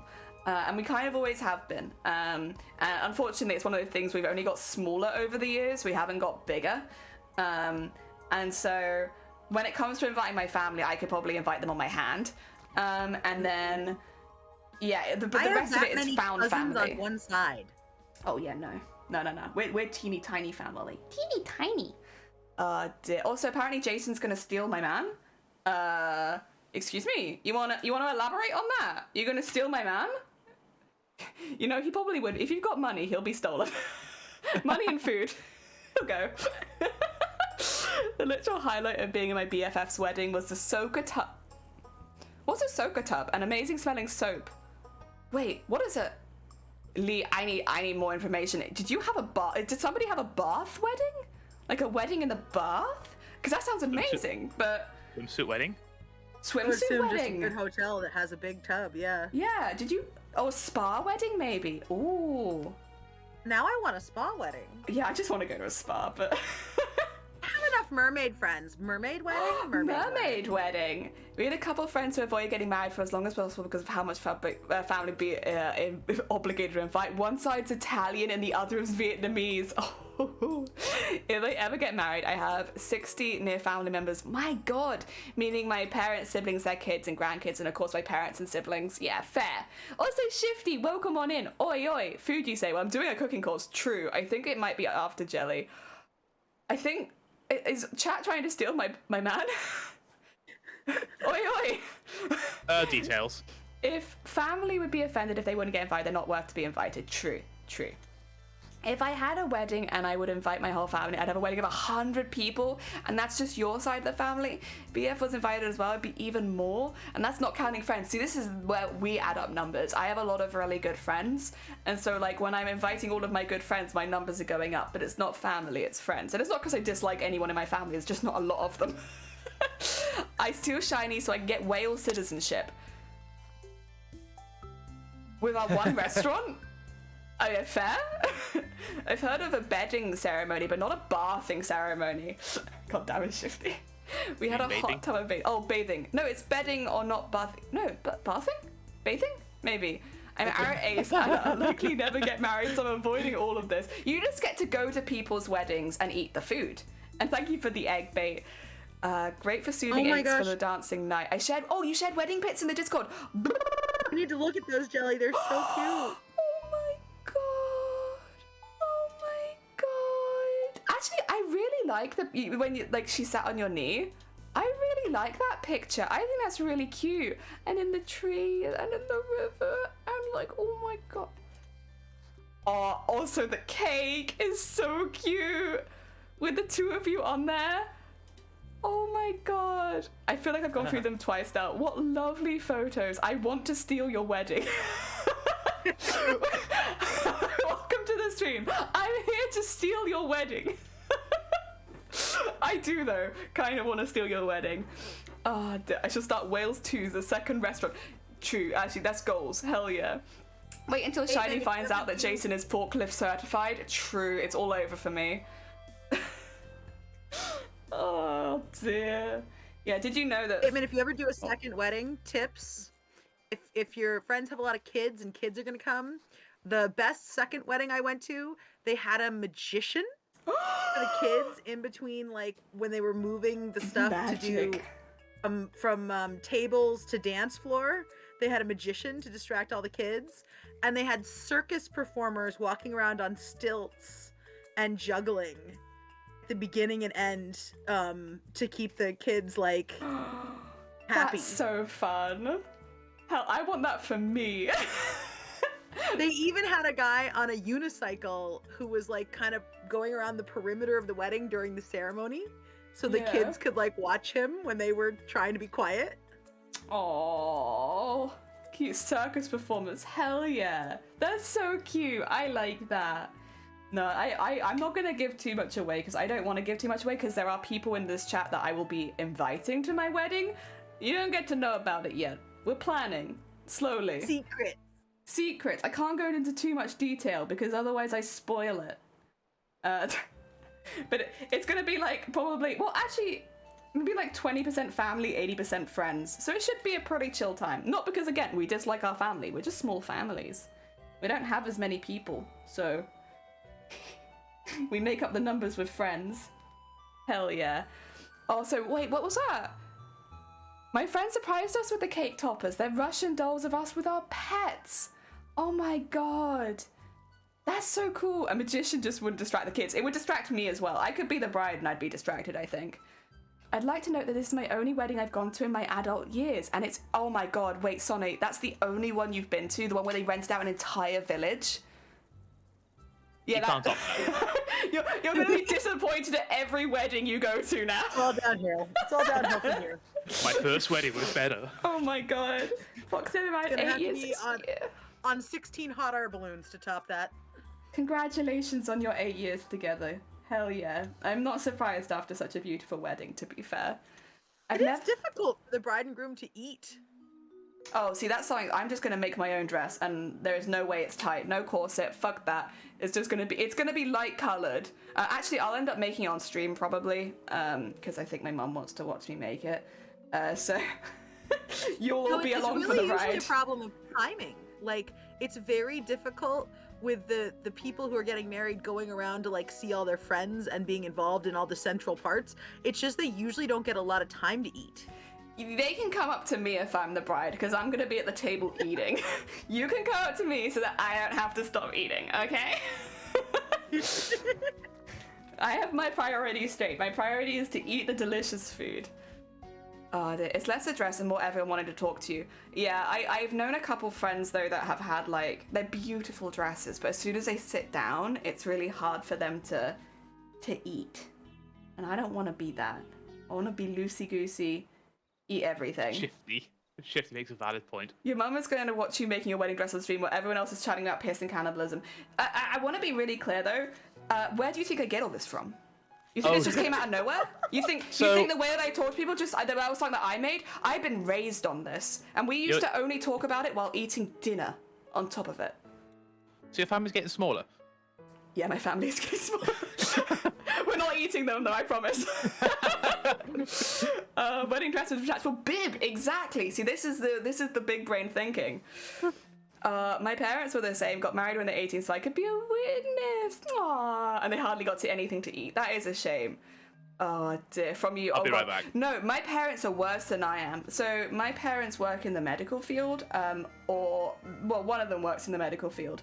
And so what we would get is, do you know how many maggots I put in someone's leg today? Yeah, they're really cool. They only eat dead flesh. So what we do is, with certain people, we just shoot them up. And then, like, I've always thought, what if I tied little maggot and we send it, like, further in? And I'd be eating my spaghetti. Like, as a kid, listening to, like, my parents talk about shooting maggots up people's legs to eat the dead skin. I'm like... My mother would not have condoned that sort of talk at the dinner table. But then, like, it's like, Shifty, you're not the first. People are coming and be like, what happens if your parents see this? And it's like, well, then we'll talk about it later, because it's surely something that they'd be interested in as well. Like, they didn't come out of nowhere. Like, my personality is somewhat shaped by my parents. And so when it comes to talking about, like, weird, especially, like, weird body horror-y stuff, that's from my family. Like, I haven't said anything weirder than they'd say to me. The only bit of content that I get a little embarrassed about when they talk about is the music streams. And that also comes from them. Like, that comes from my dad. It's his fault. He was the one who taught me to do that. That's why I get a bit embarrassed, because they're quite good at it and I'm not very good at it. Does your dad like to party? Oh, loves to party. They like to party a hell of a lot. Dad likes to party. My parents got married when I was like 5 and thought it was cool to stand cross-legged, so everything I have cross-legged. Thank you for the party, Shifty, as well. Jelly's family is from It's not the family from Resident Evil. They're just very open. You have no recollection of the We like to party. Sorry guys. We like to party. We like to party. We like to party. We like to party. We like to party. We like to party. Everybody jumping. New York to San Francisco. An interstate free disco. The wheels of steel are turning and traffic lights are burning. So if you like to party, come on and move your body. Another is criminologist. Mealtimes are always interesting. Yeah, I think if you have family that work in maybe slightly more morbid jobs or jobs where like a lot more, I guess, body growth things happen, it just becomes part of your conversation. And like I grew up on that. My family has always been in that field. And so like from as young as I can remember, we'd get around the dinner table and discuss body parts and like intestines and illnesses and sicknesses and like weird situations. Like that was the first time I ever talked about cannibalism, was at the dinner table, because it come up in the news and my parents talked to us about it. And like, yeah, we had very open parents as far as like that section goes, which means when people are like, what happens if your parents hear you talking about piss and stuff, they'll probably ask me about it later. Like, oh, was that this story? Yeah, that was this news story. Cool. Our friend who made our cake cut a quarter of the cake and sent it to the honeymoon suite in case we wouldn't have any cake. Oh, that's really sweet of them. Also, thank you for all of the dancing. My parents didn't get married. Fair enough, it's expensive. I can understand that. I'm not walking down the Art of Venga bus. Same as my family, Jelly. Yeah. Parents no longer required to get married in this day and age. No.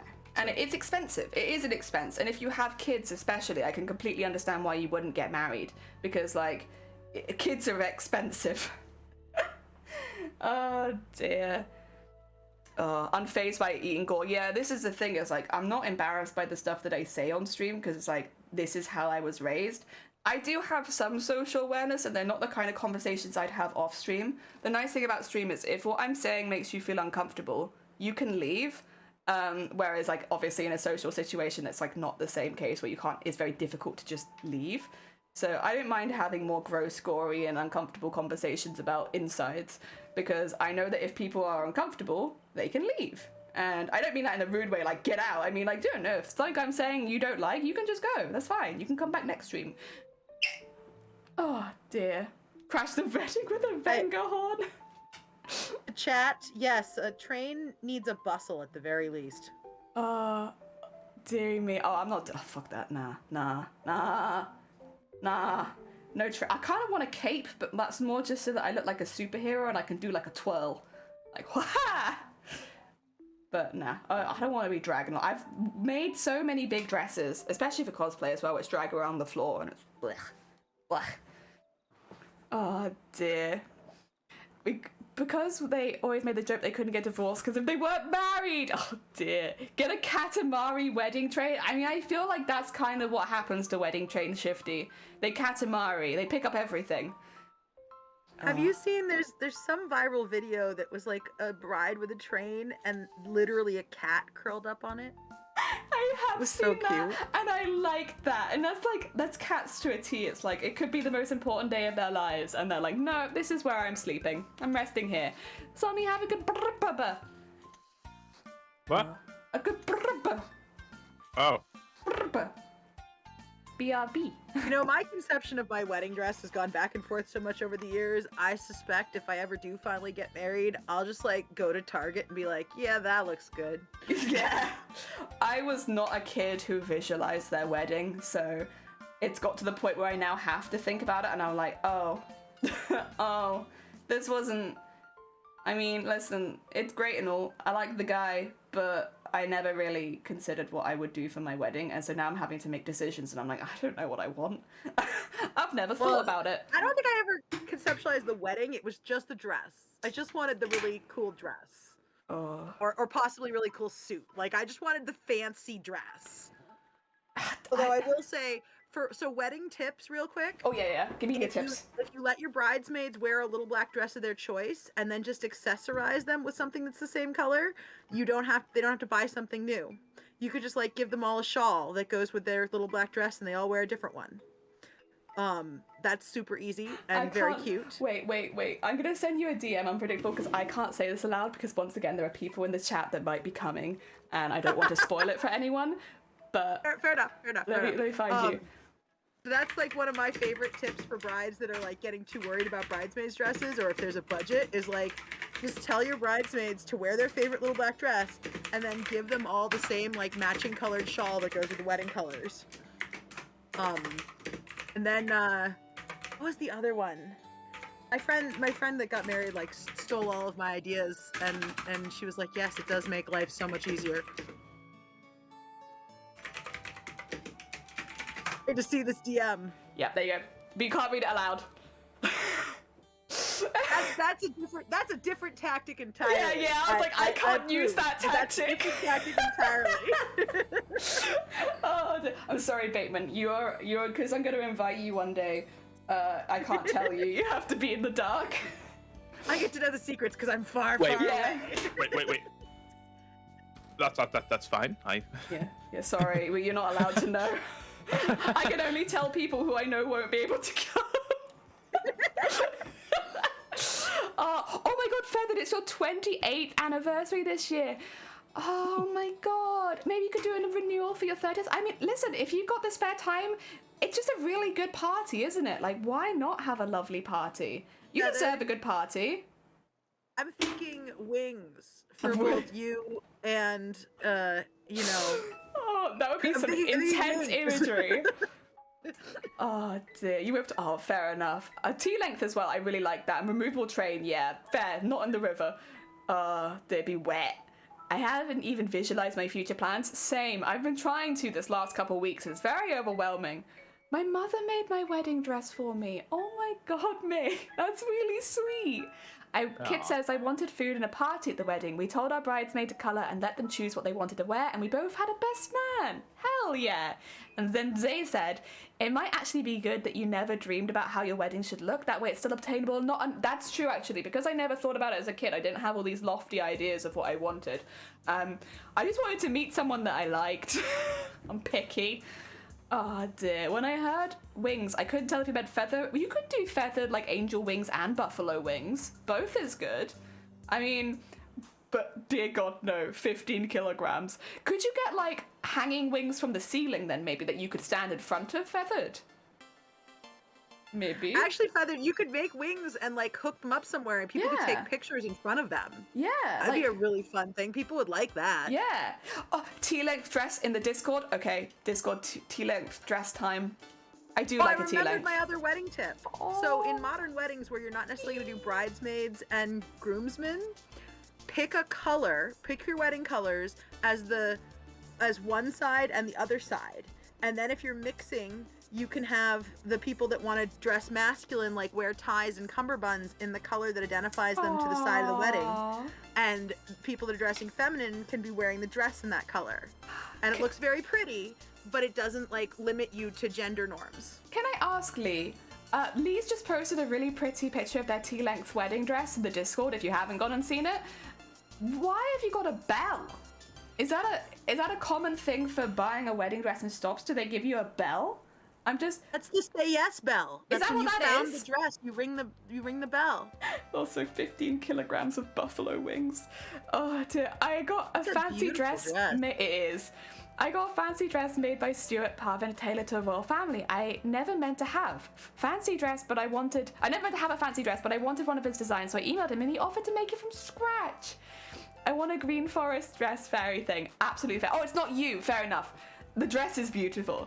I don't know who it is though. It's beautiful. And Coke, welcome on in. We're just actually putting backs on some of the stuff we made earlier this week. So we're finishing it all off. A big set of burgundy wings. There you go. Feathers on board with your idea now. Unpredictable. Yes! You've got them. We're already planning Feathers renewals ceremony. I love this. Oh dear. Is that a thing? A wedding bell? Well, I mean, I'm gonna make my own, so I'm not gonna have that experience. But so I don't know. Most of the people I know have custom dresses. You pick the dress. You ring a bell, yeah. You ring the bell when you choose. Oh, I mean, that's kind of cute, to be fair. Yeah, other than one bride, all of the other brides I know have had custom dresses because it's themed weddings, so they're not like white dresses. I only know two people who have been married in white. Everyone else. It'd be fun to do a silver lace dress. That's what one of my friends had for her elven wedding. I've just remembered the wedding I was almost at. Ooh. Not really as a guest though, but someone I used to know they were going to have a Halloween-based wedding.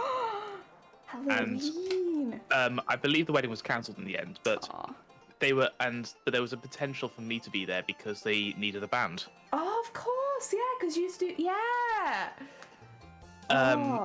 We weren't going to do the gig though because it clashed with another arrangement, and I did stress that, look, I know this guy. He's going to either not pay us or try and shortchange us. Yeah, okay, fair enough. If anything, the wording of getting us to play at his wedding sounded more like a favour than an actual hiring. Yeah. And I was like, I know what this guy's like. It's the same reason, and like, I love my friends who've got married. A few of them have asked if I'll make their wedding dress, and I've always said no, because I, first of all, don't really have the time to make wedding dresses when they've been asking. I've been working full time at the time, you know? But also, I know that they want it for free, and I can't, as much as I love my friends, I could not afford to make them a free wedding dress, especially not with what they wanted. Also, puppies! Speaking of bird. I allow people to ask me. I do not buy any of the parts. Yeah. I sometimes give the free labor of making the wedding dress as a wedding gift for very good friends. Yeah.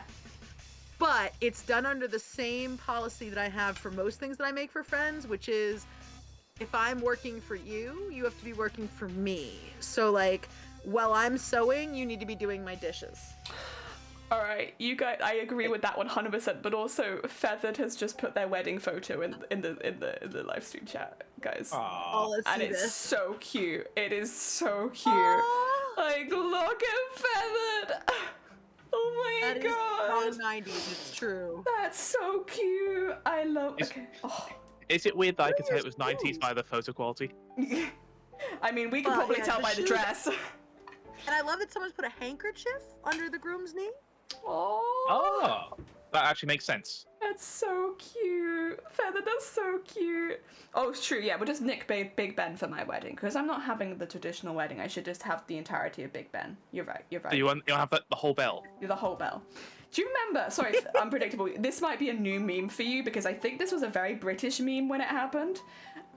So there was, I think it would have been over 4 years ago now, but they basically had the event where Big Ben needed to be repaired, and they made a news story about it where they were like, so we're going to play it now so that all of you can hear the last time Big Ben plays for quite a while. And they play out the bells, the final bells. I think it would have been for about 4 or 5 years, is what they were planning at least. I don't know if it was quicker than that. But they were like, right, this is the last time you're going to hear Big Ben for a while. Let us play it for you. And people memed this shit out of that news broadcast. And they had like Big Ben playing Megalovania. They had Big Ben playing Running in the 90s. I can probably get it up for you because they're incredibly cursed. I remember this. Yeah, I don't think this is a meme that maybe left the UK. If I type in like Big Ben meme, I'm sure it will come up. Yeah, Big Ben compilation. Like, it was... I'm just gonna play it on stream so you guys can hear. Not during war, not during previous repairs. So we're gonna let you listen to the also, Big Ben is the bell. Yes. This last I can't. I mean, I won't be able to hear it because I have you muted. But yeah, everyone else is gonna hear it. I'll hear it. Here we God, go. what even is this one? I don't even know what song this is. Shazam it. That was great. I love that. There you go. And there you go. That was the last I have time no for idea some what time, song. at least Right, next until one. Remembrance Sunday, we believe. That we're gonna It might be actually. play chime for some time. For some time. all right, hold on. I have to hear this. It's really stupid. It's really stupid.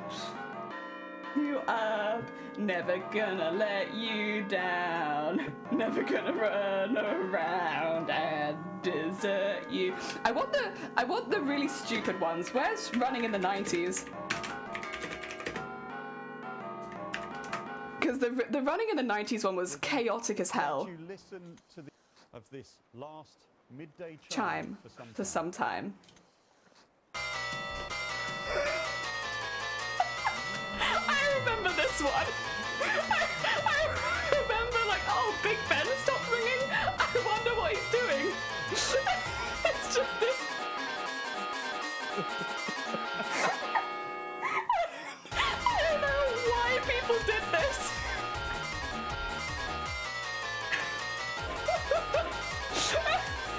The thing that you're not seeing as well is the video where Big Ben is like in negative, spinning rapidly.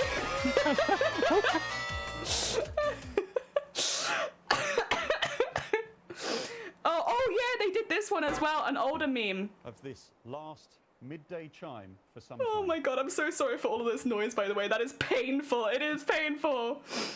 Oh.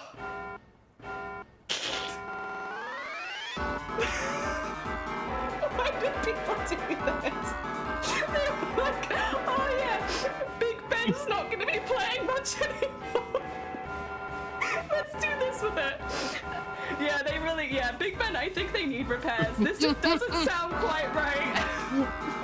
I don't know, I can't quite put my finger on it, but something sounds a bit different.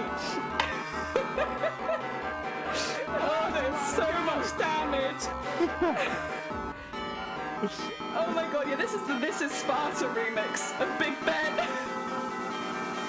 But yeah, I don't think this is a meme that left the UK. I think this is very much in the UK. Does Big Ben like to party? I don't think Big Ben did like to party, but I thought they did blue. Oh. I can check. Big Blue. Big Ben, I thought someone did a blue one. Yeah, they did. It's got 1.8 million views. Let you listen to the entirety of this. This has got nearly 2 midday million chime views. for some time. It's so cursed. Oh dear. Oh no, Jason. I hope it heals soon. I'm sorry to hear that. Oh my god. Oh god. I mean, clearly a lot of work went into this meme. Oh, it's so cursed though. Oh yeah, the last time Big Ben played for quite a while, this is what it sounded like. I'm quite vibing here. There we go. Yeah, it's pretty good, isn't it? There you go. It's the last time for some time at least. Yo! until Oh no. Oh wait, I want to play at the same time. May, thank you for blue. No, we're playing together. He sees it's just blue, like him inside and outside. Blue his house with a blue little window and a blue Corvette. And everything is blue for him and himself and everybody around. Cause he ain't got nobody to listen to. Yeah, I'm blue, dabba dee dabba die, dabba dee dabba die, dabba dee dabba die, dabba dee dabba die, dabba dee dabba die, dabba dee dabba die, dabba dee dabba die.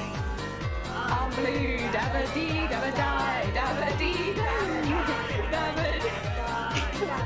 It's so hard to keep up. Dee dabba die, dabba dee dabba die. I've got a unique listening experience because I've got your stream up and I've got your chat up, so I'm hearing the delay of both of yours. I've got you singing, followed by more of you singing, plus the tune. Big Ben also singing. Oh. Oh dear. Well, there you go. That was the meme that I can't even remember why I was. Oh yeah, because someone said I should bring Big Ben to the wedding. Yeah, that's Big Ben. If you haven't heard them before. Quality meme. Yeah, it was a great meme when it happened because it came out like I can't tell you how quick these people were to make the memes. Like it was, oh, Big Ben's not going anymore. Memes. It was so quick, and I remember just pissing myself laughing in my uni flat. Like, oh my god. That's how long ago it was. Wow. Oh yeah, it was a while ago. I think in my second year of uni at the time.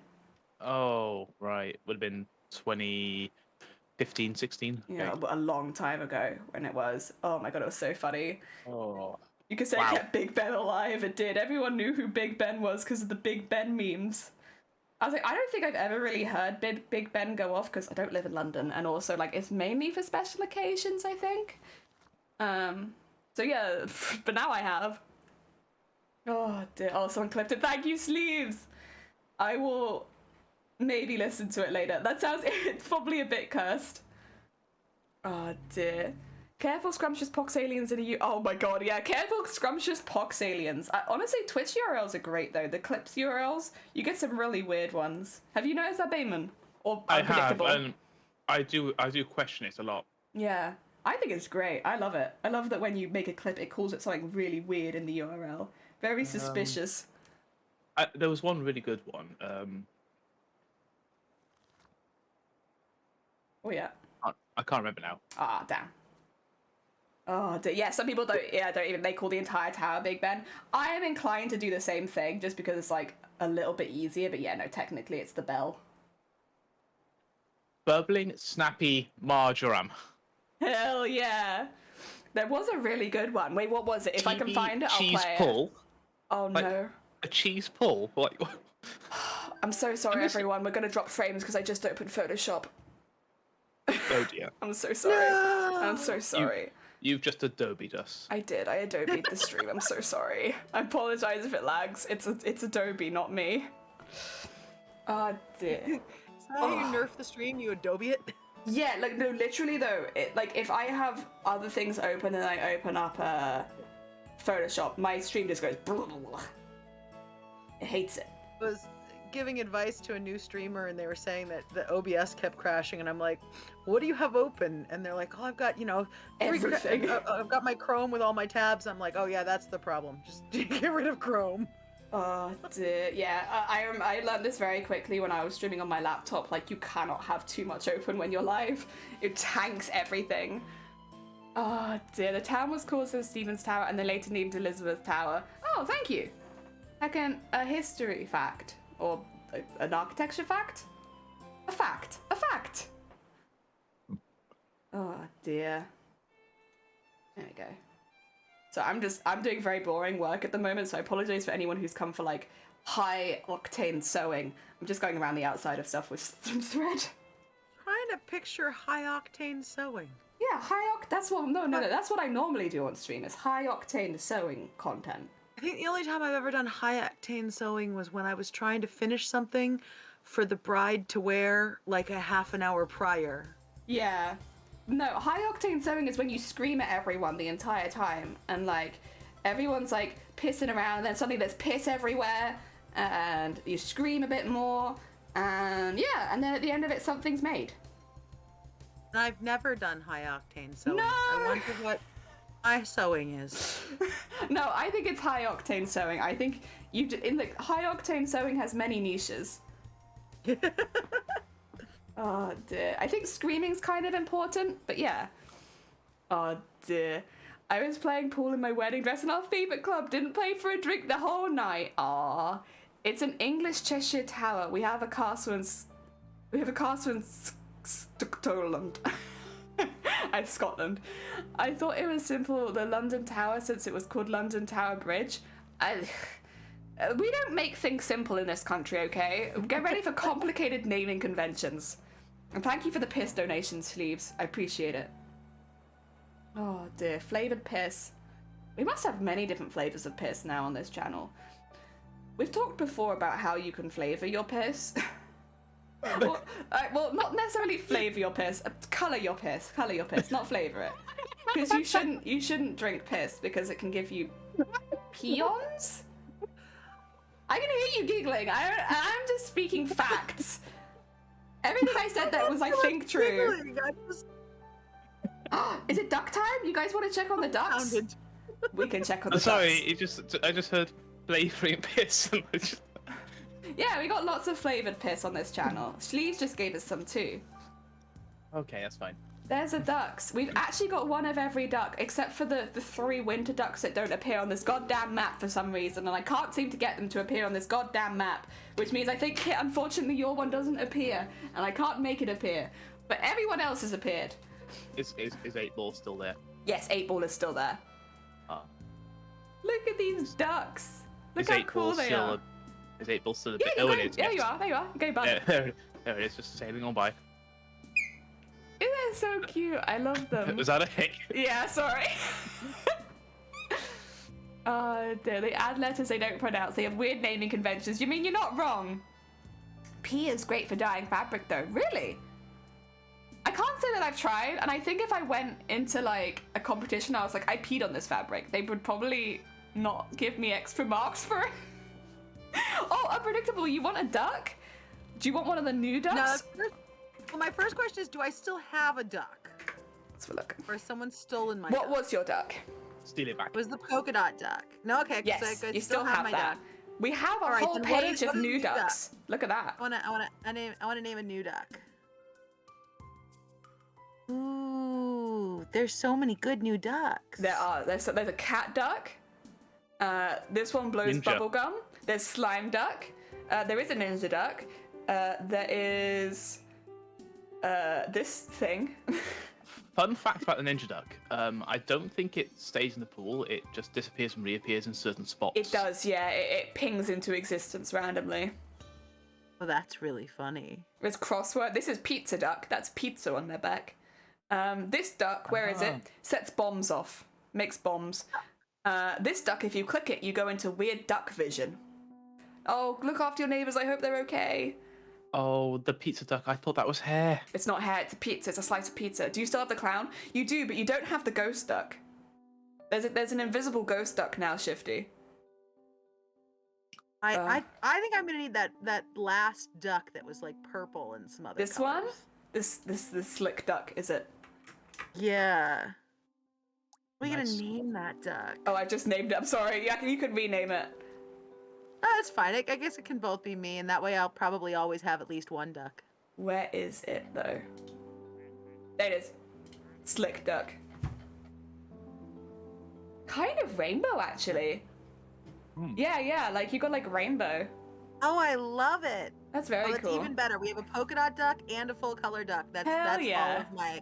all my aesthetics. Perfect. Thank you. Yeah, there is a see-through duck. Where is it? It's really, really hard to find is the thing. Oh, there's a log. If we click the log, I think it will... Wait, why can't I click the log? What? Normally you can click it and oh, there it goes. It explodes. Where is the see-through duck? You can spot it because it's named, but it's very, very hard. Like, you're kind of looking for a name. And there's a lot of names. I really want to spot it now, though. I want to find the see-through duck. Where is it? I'm gonna have to get the new content and play Oh, it next yeah. stream because I need the new ducks. There's new hacking Yeah. ducks. One new duck gets you into There a it is. first-person view, and it's like all scanning. Yeah, there's Majuffas. The invisible duck. Yeah, it's such a hard duck to spot, but there they are. Just You like have to Pixel name duck. it to find it. Yeah, Sleeves have already taken Pixel Duck. Where is Pixel Duck gone? There they are. Look at that Pixel Duck. Oh, it's all 2D and stuff. 2D, yeah. Pixel Duck. So I rallied for and lost for naming that Double D in another stream where I saw it. Because it's 2D, right? It is 2D. Oh, thank you for the egg smash. Welcome on in, Scott. I hope you're doing well. We're just looking at the ducks. Yeah, here's Ninja Duck. The Ninja Duck kind of poofs in and out of existence. Like, they're sometimes there, sometimes not. But Oh, so they can be in the water as well. yeah, they can be. They just poof wherever. They just... Oh my Just- god. Oh my god, Scott! Thank you so much for hacking 11 months. That's very kind of you. Just as I spot Is that a this port. submarine duck? It is, but they're lost. Thank you so much. Almost a heckin' year. That's very kind of you. Yeah, we How just... did they get out of the pool? They do. They sometimes fly out of the pool. Like, there's a few ducks. Yeah, here's some ducks. Here's May Disco. Here's Rambo. If I had to guess, probably a bomb went off as they were going down the slide and it shot them over here. Oh dear. Yeah, you do get ducks that just sort of, unfortunately, leave the pool. Sonne is one that you'll barely ever see in the pool because they always... Oh, God, did you see that? Ooh. Yeah, that's the bomb going off. It really flings them when that happens. It's one of the new ducks. It sets bombs. And when they go off, it's like, whoa. Where's the duck with the weird vision? There it is. Yeah, I'm literally looking at my one. Oh. I've Yeah. got it up on my screen as well. That's cool, what isn't I'm seeing. Oh dear. You're meant to acquire the matching target, I think. That's the key. There's an Matching invisible target? one, but there's also a yet unnamed see-through one that shows what? I can't tell if you're lying or not. Is that true? Also, Kit, you want a duck? Let me get you the duck menu. These are all the new ones. Or maybe Turban. These are all the new ones. Do any of them show their guts? This one dances if they're close to Disco Duck, but Disco Duck is out of the pond right now. This one has a ship in a bottle, but the ship comes out. So it's like, it's not in the bottle anymore, so now it's just a bottle of water duck. This is me. I got a duck now. I'll show you this duck in a second and you'll see why I like it. Bottom row, third duck. It's this one. Oh, god damn it. In a bowl. God damn, yeah, the ship comes out, not the intestines. You want the Kit Kat duck? Absolutely. I thought it was guts. It's not Sorry, there's a guts. shark duck. I love it. There is a shark duck. Right, where is cat duck though? We're on a mission to find cat duck. There you are. I still can't decide if it's cursed or blessed because it's a cat, but look at its nose. Well, that's a little terrifying, yeah. It's blessed. It's a blessed cat duck. And look, its wing is a paw. Which means it has only 2 paws. Meow, meow, meow, meow, meow. What is that on the bottom of the pond? Did one of you... It would either be a rock duck or a golf ball. I think this must be a golf ball because the rock ducks are in the other pond. Oh dear. You can get a golf ball at the bottom of the pool? Well, yeah. If you actually zoom in on it, that's the putting challenge. Oh, is It it? starts what? There's an achievement for putting challenge, I think it's called, or something. But if you zoom in on the golf ball in the main pool, Oh yeah, this is not in the main pool. You see what Yeah, I'm is looking it? at though? That looks more like a slime deposit. I don't know what that is. But if you go to main pool near one of the rock ducks, there'll be a golf Yeah. ball. Zoom I've in on seen that. it before. I used to think it was an egg. Ah, could be. It's right next to May, but I can't. It's one of the few achievements in this game where you actually have to do something. It's right there, behind. Most of them are just so passive, you just let Yeah. it happen. It's there it is. See? But I think I must have already got the achievement because, Oh. yeah. Secret. There's the ship, by the way. It's getting a bit dark, but that's the ship there that's just come out of the bottle. Ah, that's one of the new achievements as well. Yeah. The ship thought it was its guts. It's not guts. I like this duck. Where's the duck that I picked though? Because I want to show you guys my duck. Because I picked it, and I think it once people realize what it is, at least in this chat, I think it'll be a bit more contested. But I don't think people have realized what my duck is yet. And Does so, it change color? No, nothing like that. Does it have tentacles? No. Does it have piss? No. Although I wish. All ducks have piss. No, all ducks don't have piss. All ducks true, were not maybe. created even. Where is my duck? Can anyone see my duck? We're looking Is for it called Jelly? It's called Jelly, yeah. And you should be able to find it by name. Yeah, well that's what oh, there it is. This is my duck. And if you zoom in really close, it's a sewing pattern duck. Oh, how cute! Yeah, like it's got a little heart on the front, and it's got like, you can see like the snips on the wings and the ones on the tail to make it a round object. It's got one around one of its eyes and its bill, but only half of it. Isn't it don't cute? I don't think anyone can steal that. I mean, people can steal it. Anyone. I had my last duck stolen. You could literally just have a dictatorship and say this one's off limits. But like, it's so cute. It's a little sewing pattern duck, and like, no one, I think, if they see it in the menu, won't steal it because it doesn't look like anything special. It's only when you zoom in. A melted ice cream duck. It could be that on the bottom of the pond. The ship escapes the duck. It does. It has to be a you duck though. Yeah, this one's me for Who would now. dare? Look at my little ducky. Sorry, is that a Tron duck? What is with the laser duck? Yeah. Oh, this is the one that does this. And if you make it quack, it sounds so cool. Have you make it quack? Left click when you. Oh, quack, what? What? Yeah, if you're spectating a duck and you left click, it quacks, and you can hear all the various quacks. Oh, yeah, because some of them have weird ones. You Yep. have a normal one. Yeah, the kiss duck is a guitar riff. Yeah, it is. Oh. This one's a laugh. Wanna rock and roll all night. Ugh. The clown duck's kind of creepy.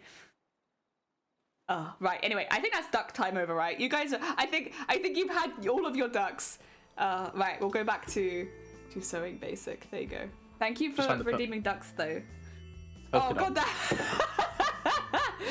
Scott, let me go back. Let's go back to the ducks. Which duck did you want, Scott? You can't hear the duck sounds. I've got them really low because otherwise the splashing is really loud. Yeah. It's a really loud game and there's not a lot of volume control apart from the master. Yeah, so I've got it low. That's what I've discovered. You can't have it if you have it in your ears. You're gonna be overwhelmed by it, and chat can barely hear it. It is. It's very loud. It's in volume. It's actually a horrifying game. Yeah, I can turn it up for you guys. You're gonna hate it. Like, listen. You can't have quacks louder than the water. That's the biggest problem. Like while Scott decides what they want. There you go. The splashes will be quite loud now. If anyone goes down the slide. If it rains, you'll cry. Oh my god, yeah, when it rains. So loud. Scott, which duck did you want? I'm sorry, I put them back on there for you. Which duck did you want? You can have any duck. Any duck that you like. Ah, dear. Wonder... They got some really cute ones, to be fair. Some of the ones I like are not. I like the pizza duck, and I know it's like a really simple duck and it doesn't do anything particularly special. But I like the pizza duck. It's just kind of cute. Same with like the one with stars you can just about see at the corner. Like the one with the little blue stars on it. It's a really simple duck, but it's cute. It's cute. Take jellies. Don't take jellies. Excuse me. A jousting duck. Yeah, that one will pop the inflatables if they get in the pond. Same with a knife duck. I feel like that was a cry for help there with the hick. It was, help me. There are ducks. If not, Scott, I can always pick one for you. I'll give you an interesting duck. Maybe like the bomb duck? Or maybe like... Whack. Or maybe like... Whack. Or maybe like the duck which does all the laser stuff? Wink, wink. Oh, dear. Whack. Whack. Just about the fact you could hear them fair. Now you're going to be deafened by duck splashes. Get ready. I feel like Ninja Duck has the quack. Oh, right. I will pick one for Scott then, if that's okay, Scott. Because I want you to have a duck. And then if you want to change it, just let me know. Let me know. Which one should I give you, though? What do you guys think? Input? What's a cool duck? The little overall duck looks like a hard worker. The overall? He blows bubble gums. Ooh. I would do Disco Duck, but Disco Duck is out of the pool right now, which feels a bit mean. What about that wrestler one? The wrestler duck? I don't know. Does the wrestler duck do anything interesting? I don't know. I'm asking. I'm not sure. Let me have a look. What about jousting duck? Jousting duck is pretty cool. Where is wrestling duck? Let's make Scott into a knight. Sorry. Oh, there goes a bomb.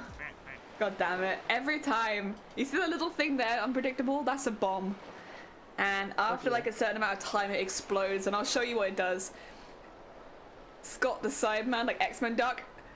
Oh, there goes Amazoniacos. Oh, there's the ninja duck. Look at that, see? Alright. I don't think the wrestling one does anything, so I'm gonna make Cyber Scott. There we go. Where is Cyber Scott now? Now that I've done it. Where are they? Can anyone see Cyber Scott? Are they in the top pool? Maybe they are in the top pool. Cyber Scott! Cyber Scott! God, it's so loud. Completely wrong.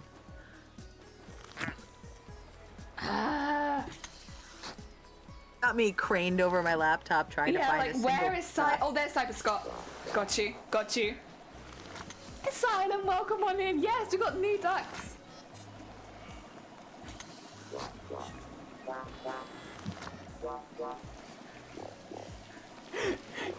Does not sound like water.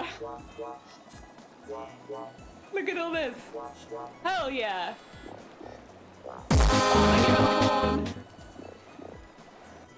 There we go.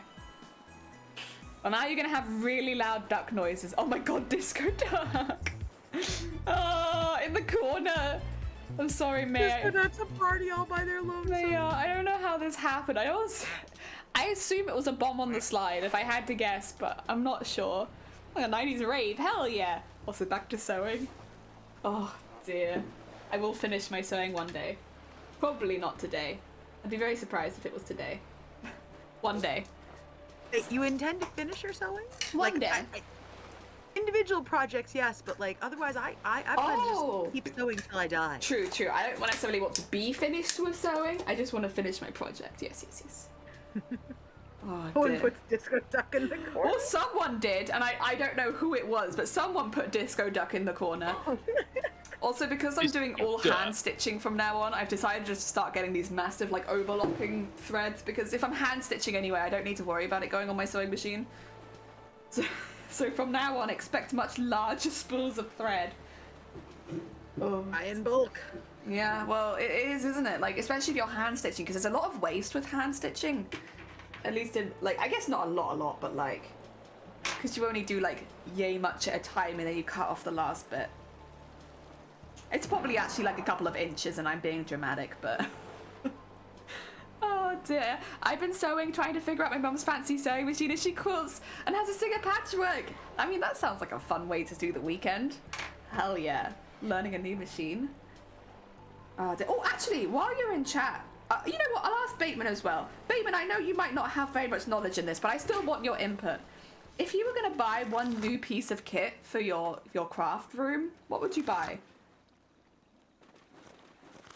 Is this a recommendation to others, or is this like based on what I personally need? This is by you, or like not as like I guess maybe like what kit would you recommend to others, and what kit would you get yourself? There you go. We can have both. An instruction manual? No, kit. They'll all come with instruction manuals. Don't worry, Bateman. Okay, this is hard for me to work out. I mean, the next thing I want to buy is a loom. A loom? Yes, because I have a spinning wheel now, so the next thing you buy is something to use the yarn with, right? I guess me, I was having the sewing machine to start with the basics. Yeah, I think that's fair. That's very fair. Oh my god. In terms of some sort of recommendation to everybody, yeah, I kind of feel like everybody should have a sewing machine. Do you think? Well, I get it though. Anyone that wants to minimize waste. Yep. And anyone that isn't a standard off the rack size could benefit from like at least learning how to hem and how to darn. Yeah. And while you can do those without a sewing machine, I feel like many people might do them easier and more frequently if they had a sewing machine. Yeah. That's very fair. I'd be honest, I'm kind of in the same boat with recommending sewing machines, but I am less towards it than I used to be. And I think that's just because I've enjoyed hand stitching so much that I'm like, I used to be very like, I wouldn't have started cosplay without a sewing machine. And for me, yeah, I wouldn't have started cosplay without a sewing machine. But these days I'm more like, you can actually do pretty amazing things with hand stitching, and it's a lot cheaper, but takes a lot longer. I guess that's the thing, is like, what do you have in excess? Do you have excess time or excess money? I mean, one of my bare minimums, like if I'm sending a friend's kid off to college, I'll put together a little sewing kit and a little tool kit. Like you should at least have a couple of screwdrivers, a hammer, and a little sewing kit. Who joined us? Is it a Bluke? Is it? It's not me. Oh my god, it is. Oh, I'm your biggest fan. Oh, Asylum says a 3D resin printer is what is on my list. And if I was at home, I'd continue setting up the new version of my bathroom. Oh, Jesus Christ. They're so loud. I have a sewing machine and an overlook. I'm being killed by ducks. Oh my god. Oh, also, unpredictable. Did you meet Buddy the other day? Ooh. The other day? Buddy, he's still healing. He's healing at the moment, so he's a bit scabby, which is why I'm keeping him covered up for now. But this is Buddy the duck. And like, look, if my hand is faced this way, you can see him. If my hand is faced this way, you can see him. Like, but he never leaves. He never leaves. He's always there. That's the right place. Oh dear. Yeah, I got him last week, so he's still healing, but he's getting there. He's a bit itchy right now. He's literally with you for life. Yes, he's my life buddy. I love him. Still haven't managed to get a tattoo. Have you got one planned? I'm very, very needle phobic. Oh yeah. Okay. So my personal rules for tattoos are I have to like a design for at least like an idea for at least a year, then make the design and like that for at least a year, and then decide to go get that tattoo. And so far, that hasn't happened. There hasn't been an idea that I've liked for a year that I've turned into a design that I've liked for a year. That's fair. That I get it, and especially I think a lot of people, because I will say from like the getting the perspective of a tattoo, it doesn't feel like a needle. But at the same time, if you're afraid of needles, even knowing that there's a needle there can be really hard. So if it helps, it definitely doesn't feel like a needle. You've got cats, right? Not anymore. Sorry, you've had cats. Yes. And have your cats ever scratched you? Oh yeah. Oh, it feels like that. It feels like that when you get it. It feels like that when it's healing.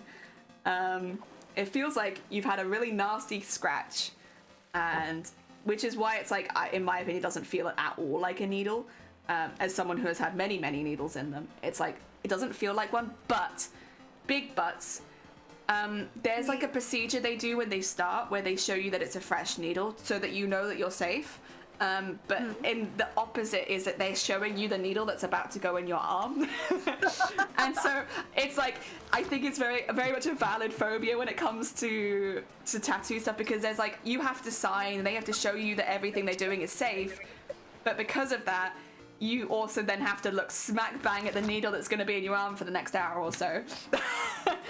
I mean, the other issue I have is like all the places I'd want tattoos are like not the places that you should get a first tattoo. Like I'd love an anklet bracelet.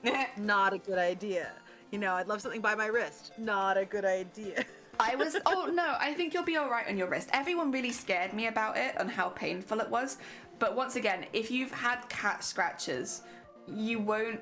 I had mine on the inside of my arm, and yeah, it's only like a line. They did go over it a couple times, but it is just a line. I could have fallen asleep doing this one, and I have the lowest pain tolerance like that I've met of people that get tattoos. I cry doing a lot of my tattoos, but I could have fallen asleep. The allergy test, where they like just break the surface of your skin. The little prick test. Have you ever had that? On the first one that I had, they did a test, but it was mainly, I don't know if it was the allergy one or if it was just to see if I was okay. So they did like a line and then they looked at me. An actual allergy test, like for allergies. Have you ever had one of those? I've had the one on my back where they put like, what do you call it? It doesn't involve a needle though. It's like a contact allergy test. Yeah. Oh, I just had an allergy test where they're these like little plastic things, and they have like little stabbies, but they don't like really go deeply into your skin, but they like press them. And when they pressed it by my wrist, it really hurt a lot more than it felt like it should have. So that was my That's fair. Maybe I won't get a wrist tattoo moment. That's fair. I get that. Also, thank you for the egg. Also, I see Kit is in the same. I want more tattoos. I have small ones. If you've seen wedding pics, you know this a lie. I have nerve damage, so I don't feel tattooing properly. I mean, that definitely makes it less scary. Ah, dear. Everyone is in bed or asleep. This is Jason, sorry. Oh, well, everyone is in bed or asleep. So time to get to make... Jason, please be safe. Please be safe. And then Zay says, I remember once being at the doctor and having a huge needle in my arm, and I personally looked the other way so I could relax my arm, and the doctor was like, now I'm going to put it in. That's awful. I have had, I think I've had 3 cannulas at once at one point, and they're pretty big needles. And every time they put one in, I would turn away, and they'd say 1, 2, and then they'd put it in on 2. And I was like, I felt so lied to every time. I was like, how could you? But it also meant that I wasn't like stressed. I know one person who gave it to me on 1. They were like, okay, I'm gonna count you down. 1.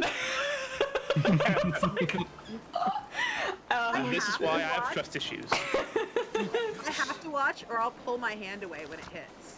I tell them when they have to do blood, I'm like, All right, here's what's gonna happen. You're gonna tell me exactly what you're gonna do. You're gonna tell me exactly how you're gonna do it. I'm going to get myself psyched up, and then I'm gonna hand you my hand, and you're gonna do it as fast as humanly possible. Oh my god. And if you miss, you're gonna pull the needle out and get someone else. Oh. My veins are notorious for looking like you can stab them, and you can't.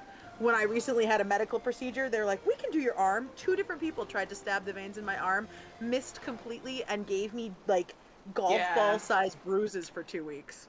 I don't. What is the one where they put water in your arm, or like they put something in your arm before they put the proper needle in? Is that cannulas? I don't know what it is, but you end up with like golf ball sized lumps of water just under your skin. If they get it wrong. A bruise, but I've never had that. Oh, it's gross feeling. I think it's probably a cannula, like thinking about it, if I had to guess, because obviously then they're putting stuff into your veins, which is, you know. But yeah, when they've done it before for me and they've got it wrong, you just end up with like a lump of liquid. It might not be water, it's just like a liquid under your where they put it in, and they've taken it out again, and then they have to go somewhere else because there's like a bulb of liquid under your skin, and it's the grossest feeling thing. It doesn't hurt that bad. It's just like one of those things that make you very uncomfortable. Like it feels gross, but not painful. Yeah. I always find it funny when they make the mistake of telling me what size needle it is, like what the gauge is, and I'm like, I make jewelry, I make wire, I buy wire. Why do they tell you that? Number gauge. I know exactly how big it is. They don't even do that for me for tattoos, and they change size regularly. Why would they do that? They're trying to tell me it's really small. They're trying to be like, oh, it's a such and such needle, and I'm like, I know exactly what that means. Oh, okay. They're trying to be reassuring, but they don't realize that, like, I buy gauged wire. Like, I can conceptualize in my head precisely that diameter. Also, sorry, I don't think I ever asked. I hope you're doing well today, Shifty. Welcome on in. Sorry. I suddenly was like halfway through that. I was like, I don't think I've said hi to Shifty. Shifty, how are you doing? How was yesterday? Did you have a good rest of your day after Among Us? Yeah. Yeah. Sorry, Shifty, I'm you got alright. here and I kind of promptly forgot. Oh, No, it's all good. I have that effect. No, Shifty. Oh, I really enjoyed Among Us, even though you were incredibly suspicious and kept trying to throw me under the bus. Hey, I did a good job. I deduced people out. You kept deducing people out because you always seem to do it after I died. You deduced the right person and then you change your mind. And I was Only like once. I was like going absolutely mad at my computer, like they had it right. They had the right person. You blamed me at one point for running, like saying that it must be me, but initially you did get the right person, and then you blamed me, and then I blamed you, and it was neither of us. Well, to be fair, that was everyone else's fault. They believed me. Wow. And then they voted me out vindictively, even though they had no evidence that I was an imposter. Well, it's because you voted me out, so 100%, and I wasn't an imposter. Sometimes accusations that are going wrong become sus. Yeah. Oh, I don't think that was the time, but I think people just voted me out. You were wrong because you voted for me. It was wrong, but it wasn't like a sus wrong. It was just like a. You were like, it has to be Jelly. It has to be Jelly, and Jelly was like, no. What? Oh, dear. Jelly had an alibi I know and all everything. of your tells now, so. To be fair, Jelly, I have yet to figure out what the tell is between Jelly is guilty and Jelly is not guilty. Oh, I know that. Same level I'm of not stress trying from to you hide boys. it. It's simple. Jenny's always guilty. Oi. Yeah, a lot of people voted me out the first couple rounds because I was loud, but that is just me. I am just a loud person. Which is suspicious, but it's like, it is just Exactly. me. You're always suspicious. And also, I was the only one streaming, so like, I had to be quite, a bit more energetic because I'm live, you know? Don't be suspicious. Don't be suspicious. Don't be yeah. Except I was incredibly suspicious. I would say Pip was pretty suspicious a lot of the time as well, though. Even when it wasn't them. They were pretty suspicious. I'd be like dead watching Pip, like, Pip, why are you being so suspicious? And then they'd get voted out and you'd be like, I will Pip. say, during the time where we were both paired together as a sus, they were quieter. Yeah, they were. They were a lot But then- quieter. Yeah, but that was then- the tell. But then we only had one meeting because after the first meeting, we just kept killing. I don't know that you or Bateman, like Shifty or Bateman, had a tell, but I could tell when you were sus together in 10 seconds. My tell is that I'm bad at lying. I don't think you even. I think you both just said something and you were both talking near the same time, and it's like they're together. And if they're the only two unaccounted for, they're bad. But it might have been because you were together rather than like because you had a tell. I don't know. Dear. Oh my god, also, Lulu, welcome on in. Thank you so much for the raid. How was your stream and what were you up to? I'm currently joined in chat by Bateman Returns, Unpredictable Artist, and Shifty Bluke. So that's if you hear other voices, that's them. Ah, dear. How was your Other stream? voices. Other voices. Voices. If you hear We voices. We're the imagination. Yeah. We're the conscience. They are. We are the conscience. Also, I've turned Duck Okay, Game up to suspicious. full volume, so if you can hear ducks, that's why. Wink, wink. Wait, wait. Wink. Excuse me. Oh dear. Welcome on in. How was your stream? We're actually just putting backs on some of the bulbils we've made this week, so they're nice and neat. Oh my god, excuse me. Does somebody have me on speaker? I heard that. I heard my squeak echo back to me. Someone needs to change their fire alarm. I heard it as well. Double squeak. Oh dear. It does sound like a fire alarm. Oh, also, Kit, yeah, if you need to get some Z's, please do. As much as we love having you here, sleep comes first. When your conscience is an array of ducks, I can also smell food, which... Shiny cooking. I think so. They're making butter chicken again today. Don't have you on speaker, but I do have you on the laptop that doesn't have headphones, so you're not that okay. loud, but you might get feedback at high For like pitches. squeaking, yeah, okay. That makes sense. I was So- like, I heard it. Anything jelly will come back. Lily's nerd raid after a hectic, glitchy stream. Oh, I'm sorry to hear that. I think we've all experienced our fair share of tech issues midstream, right, guys? Speak for yourself. Oi, oi, oi, oi. I was in your last stream. I don't know what you're talking about. I just ended the stream. You did like a few times, I mean, yeah. that time when I was Aw, perfectly on time for my silly. charity stream, and then the entire computer crashed. No. On a charity Not stream as glitchy at all. well. I remember the time I was called out. I was called out for being AI. What? Someone said you were AI? Basically, my camera froze once, so I see. it was deemed that I was AI. Oh, I mean, that's fair. That's very fair. I can see that happening. Because you are. Yeah, I mean, Damon is AI. It was over a year ago. Oh, One time. oh no. Sorry, Kit's not very well, so I want to send them get well wishes. Feel better soon, Kit. Please continue. Get well soon. Get well soon. Yeah, well, soon. Yeah. Please continue, Bayman, sorry. That was the end of the story. Oh, okay, okay. I was worried. I was worried because I was like, I'm sorry, I want to send them get well soon.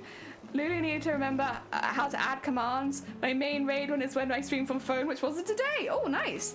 Yeah, most of 30th streams have been glitchy one way or another, especially from PC. I think my first few streams weren't too bad because I didn't do anything particularly difficult in my streams. Like, I wasn't adding anything. Also, say thank you for the horn. It was when I got excited and started adding stuff that I started having a load of tech difficulties. And, like, especially when I added, like, a second camera for the first... No, a third camera and my first microphone and stuff like that. And my whole PC just... Well, it was a laptop at the time. But it would just, like, freeze and die. And, like, we had a really good bit where when I had my microphone... Actually... I don't know if you guys were there for that. When we were playing Alien Isolation, do you guys remember how my microphone would make my camera, like my capture software go beep, beep, beep, beep, beep, constantly? I'm not sure. Yeah, it would basically, because it was using so much CPU, it would lag. Like every 10 seconds pretty much, my game would lag and it would like have like a little spike. And so it'd be fine from my perspective, but from like capturing its perspective, it was really ugly, and there was nothing I could do about it if I wanted to use my new mic because it used too much CPU. Oh my god, those were the times! Upgrades. Yeah, bored of being sick, understandable. Rip Bob, yeah. No, that was Bob, the original Bob was Bob 2.0. There was a Bob that none of you ever met. God. The Bob Prime, as it were. Yeah, Bob Prime. I am sick of being sick. We're all sick of being sick. Oh dear, right, I need to tie this off and then I'm done. I've done my work. I've been a very productive bean. I've done all of my work.